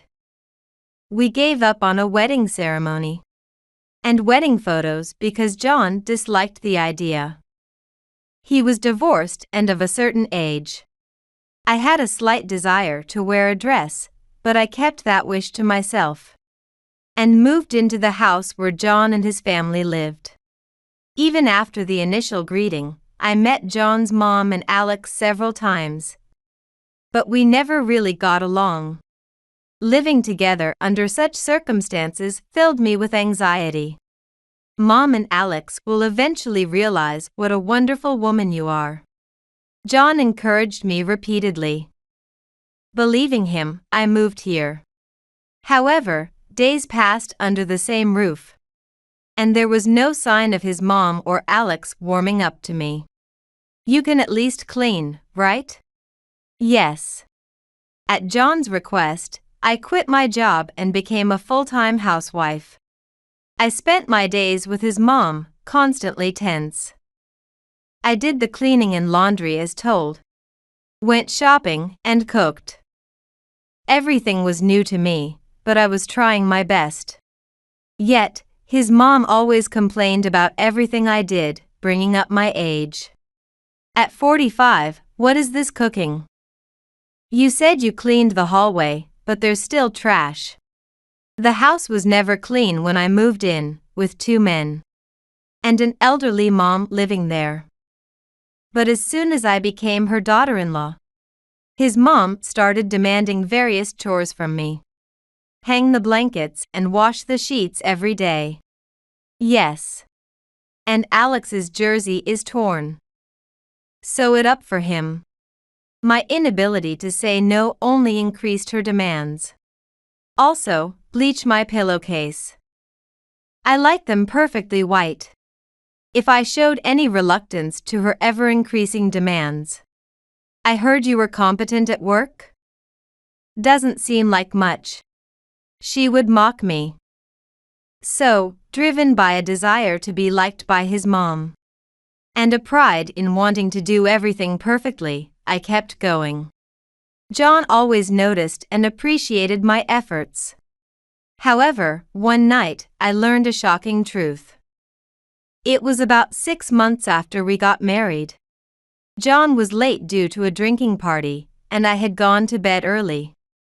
It was past 11 p.m. when I woke up and heard voices from the living room. I left the bedroom and heard John and his mom talking just after he had returned home. "Is Kelly asleep?" "Yes." "Really, going to sleep without waiting for her husband to return? That's the single life for you." "Don't say that. It can't be helped." John defended me against his mom's harsh words. I was happy to hear that. But I hesitated to go out when I realized they were talking about me. Then, I heard John's voice again. "That's why I married her. We can train her." Feeling uneasy, I waited for what he would say next. But really, weren't there any other options? "She's not particularly attractive. Nor does she come from a wealthy family. At 45, she can't even have children. There were no benefits to marrying her." I was shocked. I knew they disliked me, but I didn't realize it was to this extent. My efforts to be liked felt completely rejected. But surely, John would defend me. I told myself that as I held back tears. Then he said, "But there was a benefit." "What benefit?" "She was exceptionally good at her job. If it had continued, she might have surpassed me." I was stunned. I think she would have been promoted to head office sooner. The president liked her too. Her? Yeah. Unlike ordinary women who take maternity leave, she was dedicated to her work, which made her useful to the company. Was this really John speaking? I leaned against the wall, feeling faint. Unaware that I was listening, they continued talking. So, there was talk of promoting her to head office. But being her subordinate would hurt my pride. That's why I had her quit. She was single and likely had savings, even if her family wasn't wealthy. Eventually, I'll need someone for my mom's care, and it was all beneficial for me. That was the moment I truly understood why John had married me. I felt miserable and pathetic for believing I was loved. I'd hate to have her care for me. His mom's words stabbed at my heart again. I quietly returned to the bedroom. I couldn't sleep due to anger and regret, but lay quietly with my eyes closed. Eventually, I heard John come in, but I ignored him and squeezed my eyes shut. Then, John looked at my sleeping face and muttered, "Really, it would have been nice if she was a bit more attractive." After that, I completely lost my desire to be liked by John's mom and Alex. Knowing John's true nature, I even considered divorce. But it had only been half a year since we were married. Unable to speak up, I was troubled as our first anniversary approached. "We haven't had a wedding ceremony or a honeymoon, right? The president said we should go together. And he's offering a celebration bonus and a vacation." One evening, John said that. "What? The president?" "Yes. He's concerned because we didn't take any marriage leave, given our age. Indeed, the company does have a system for marriage leave and celebration bonuses. However, I've already retired, and since it's John's second marriage, he shouldn't be eligible for the celebration bonus. Since you were an important employee, they decided to give the celebration bonus to you." I was genuinely happy to hear that. And with that money, we decided to go to Hawaii. The celebration bonus alone wasn't enough. So I also used some of my savings to cover the trip expenses. It was our first trip abroad. Ever since I overheard the conversation between John and his mom, I had been regretting our marriage. But then again, it's normal for a couple in their 50s and 45s to have their fair share of grievances. I can't just chase ideals. I think this is an opportunity to change my mindset and keep pushing forward. John took care of all the travel arrangements. John said he wanted to go as a family. I felt a bit reluctant about the idea of going with his mom and Alex. But I couldn't dismiss John's feelings lightly. I reluctantly agreed to his proposal. Thus, the trip became both our honeymoon and a family trip. On the day of departure, having packed the previous day, I grabbed my carry-on and headed to the entrance. Both of you are ready, I see. When I reached the entrance, his mom and Alex were already there with their carry-ons, smiling. Kelly, I feel bad that you're paying for the trip. No, it's a family trip after all. I forced a smile despite sensing something ominous in her words. John joined our conversation. Let's go, everyone. Yes. The moment I replied, Alex suddenly chuckled. Well, Kelly, take care of the house for us, okay? We'll have fun with the real family. He said that to me. Take care of the house? What does he mean? Noticing my puzzled look, John spoke. Oh, right. I forgot to mention. We couldn't get a reservation for you, Kelly. I'll take you somewhere else next time, so please take care of the house. Despite his bright tone, his words were incredibly harsh. Wait. What do you mean? Wasn't the celebration bonus supposed to be for me? And didn't I contribute the extra travel expenses? As I protested, John sighed. What can you do? If you're bored, just clean the house. I was stunned. And then, I was sure of it, it was intentional. From the nonchalant reactions of his mom and Alex, it was clear they knew about it beforehand. I was being used for their trip. Make sure it's spotless, okay? Following John, his mom also spoke. I suppressed my anger and forced a smile.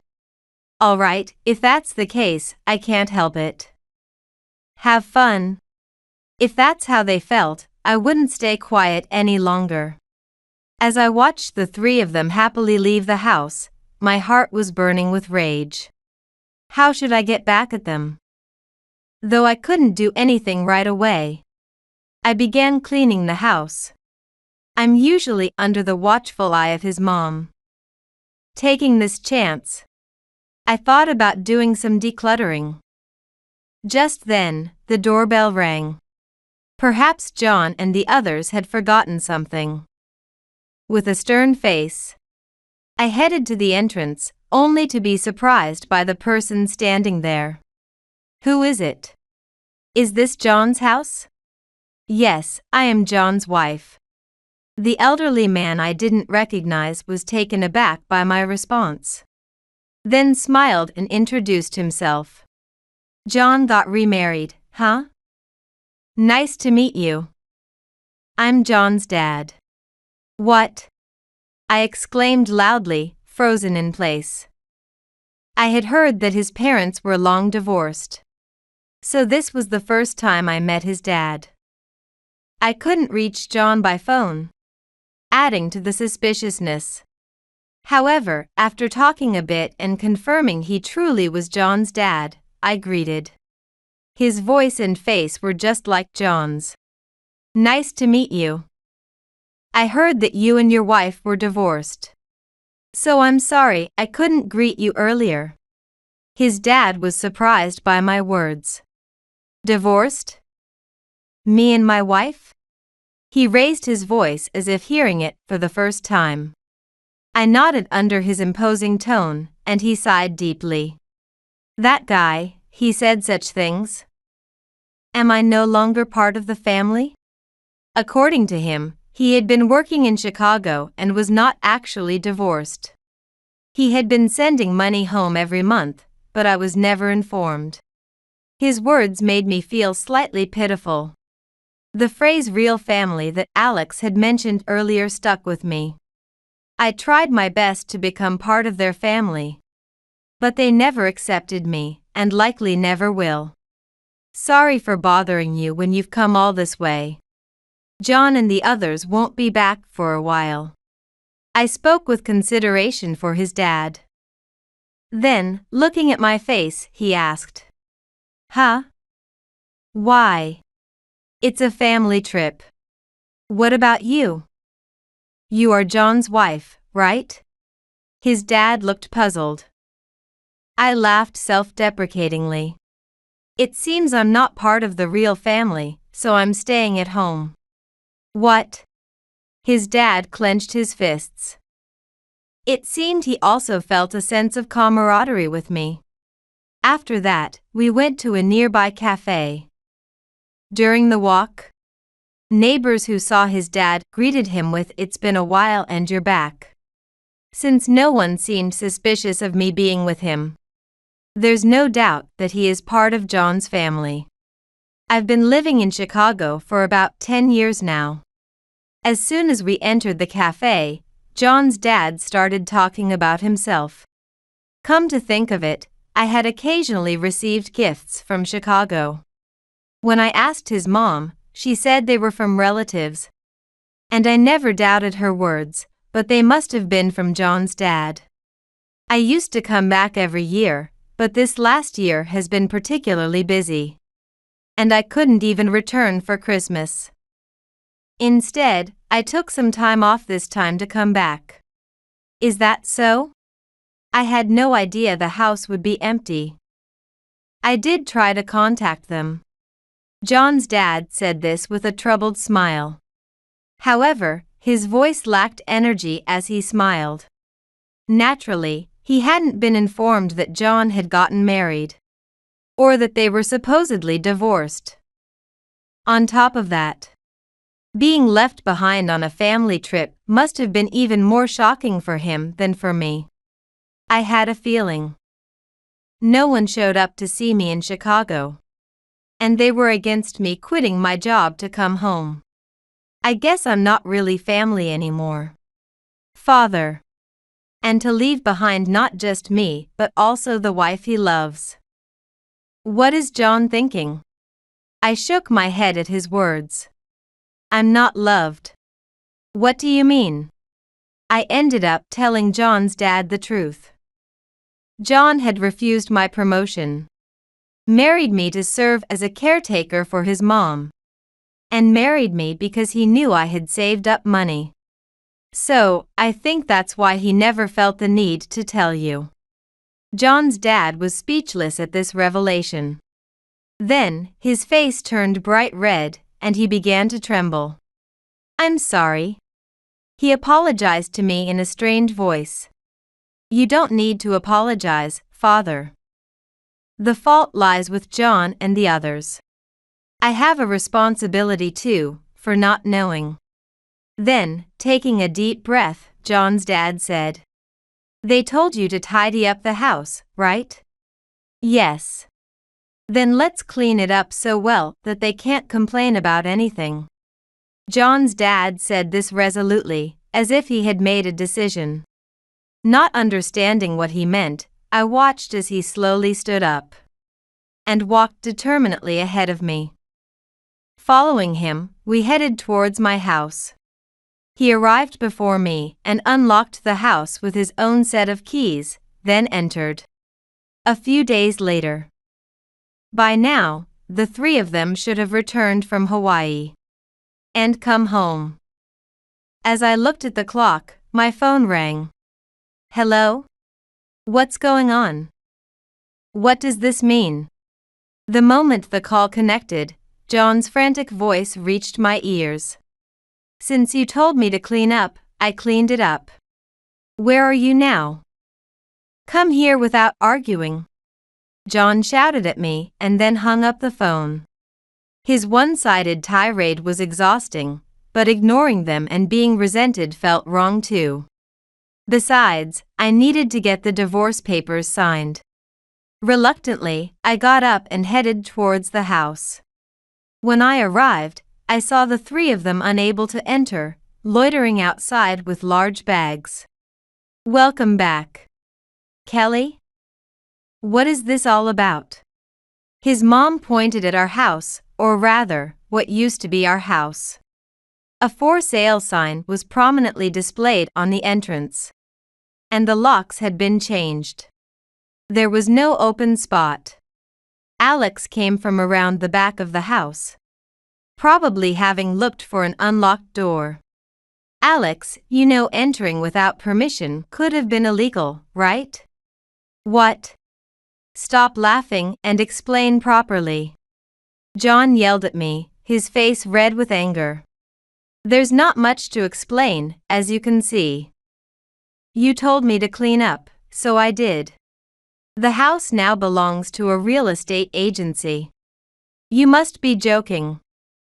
What right did you have to do that? John was furious, thinking I had sold the house on my own. His mom and Alex glared at me furiously. But it seemed they hadn't realized something. Authority? You think I had that? What? Whose name was the house under? At those words, the color drained from John's and his mom's faces. They must have realized that I hadn't acted alone. You can't mean. That's right, your dad you drove away sold the house. He said there's no point in keeping a house he can't live in. His mom, upon hearing this, hurriedly started making phone calls, likely trying to contact her husband, but it seemed he wasn't answering. Her expression turned pale, but it was too late for regrets.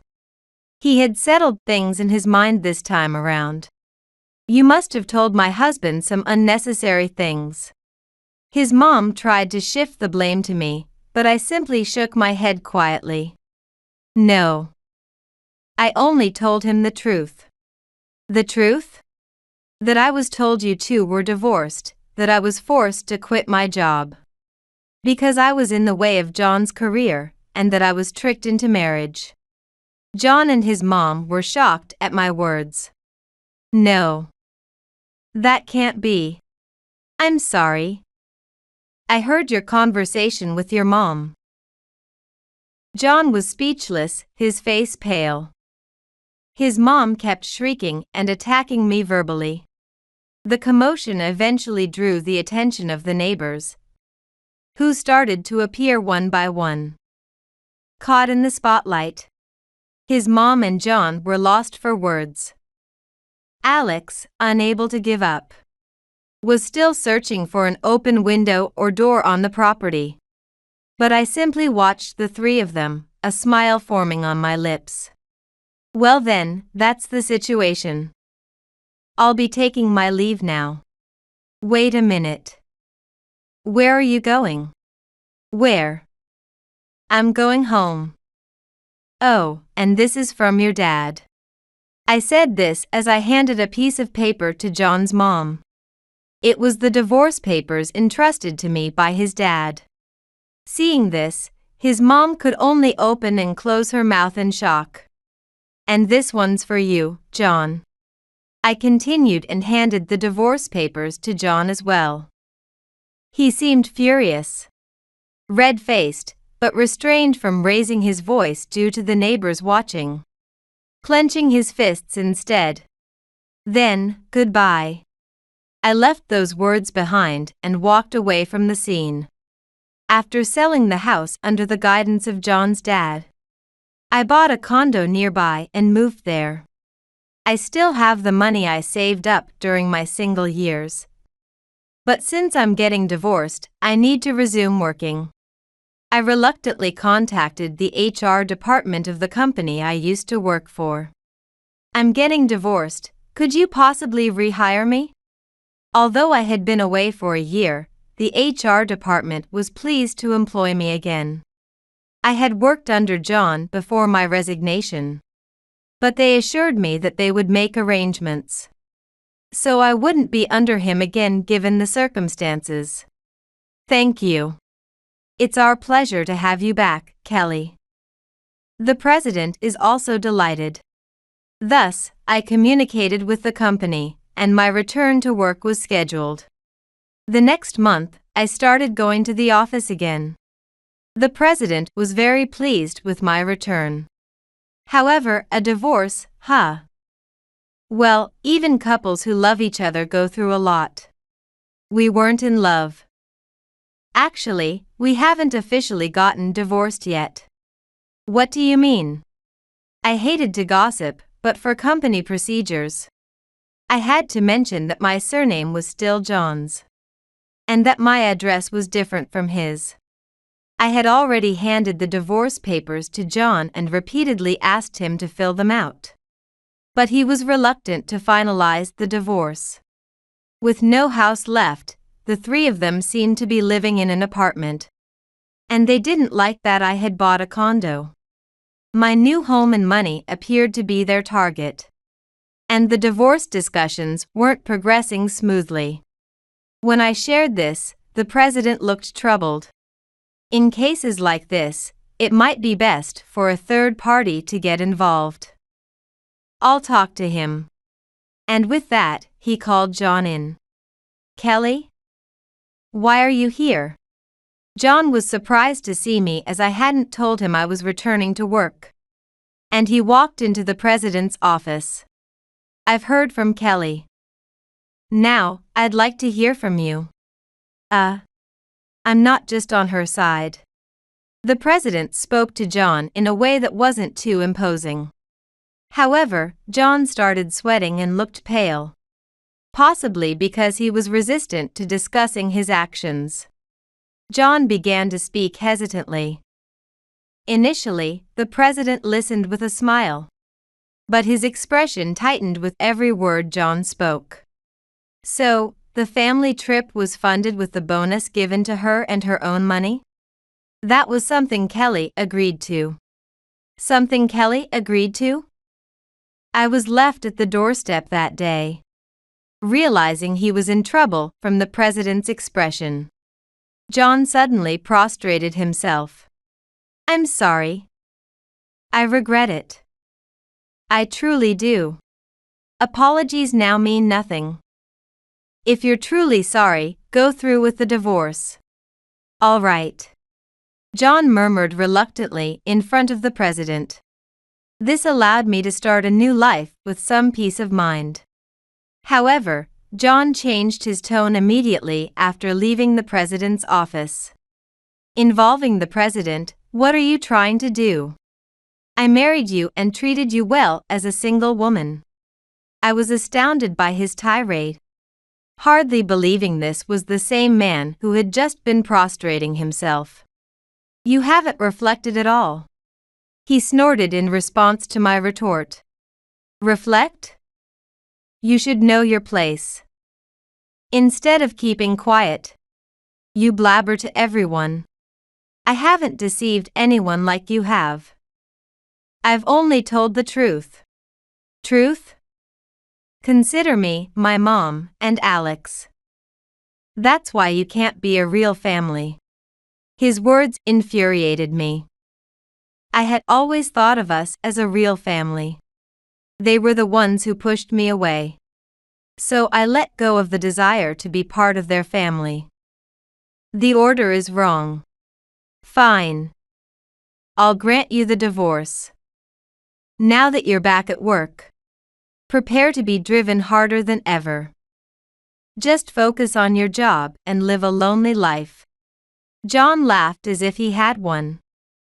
That was when. Department head. You're here, aren't you? Department head. Staff from the division I was assigned to found me and hurried over. John was shocked to hear me addressed as department head. Indeed, I had returned not just to any position, but as the head of the department. Not under John, but in a different department and a higher position. I can't drive you anymore, bad luck for you. I'm different from the woman I was before marriage. Please focus on your own work, director. I left John pale-faced and bowing slightly after saying this. The head of the department, a heavy responsibility, I thought. But one I decided to take on for the company that rehired me. As you said, I'll live focusing only on work from now on. No matter how competent someone is, I won't tolerate anyone who deceives or belittles others. Take more responsibility for your words and actions. Smiling, I left him behind and walked away with my colleagues. Behind me, I heard a thud and turned to see John collapsing to his knees. Seeing that, I turned forward and walked on. Eventually, John couldn't stand being my subordinate and resigned. He used his severance pay to buy back the old house from the real estate agent. I thought it was ridiculous to spend so much money to buy back such a house. But his mom didn't want to move anywhere else. Despite laughing about it inwardly, no one at the company took John's derogatory remarks seriously after he left. Instead, they said, "People show their true selves when they're on the brink." The director was competent, but what a pity. His reputation plummeted. Somehow, I became the unfortunate wife who he pushed away. And people began to show me more kindness. It's a tricky situation, but it's not totally inaccurate. I didn't correct the rumors since it didn't affect my work. Later, John's family started living together again. His parents got officially divorced. And without any support from his dad, John remained jobless. Alex, unable to attend university, started to stray, not attending high school properly. Like father, like son, they both think only of escaping when in a tight spot. His mom seems fed up with the family. But she's trying her best to keep up with the household work. It must be tough caring for her son and grandson at her age, but as a real family, she should take care of them until the very end. As for me, I'm dedicated to my work as a department head. I decided to live focusing only on work, but a part-time worker I've been close with suggested meeting her son. I thought I was done with marriage. But it seemed wasteful to give up on the future because of one mistake. Once work calms down, I might meet him. No one can find happiness only through work. I believe my happiness lies ahead in the future, in countless forms.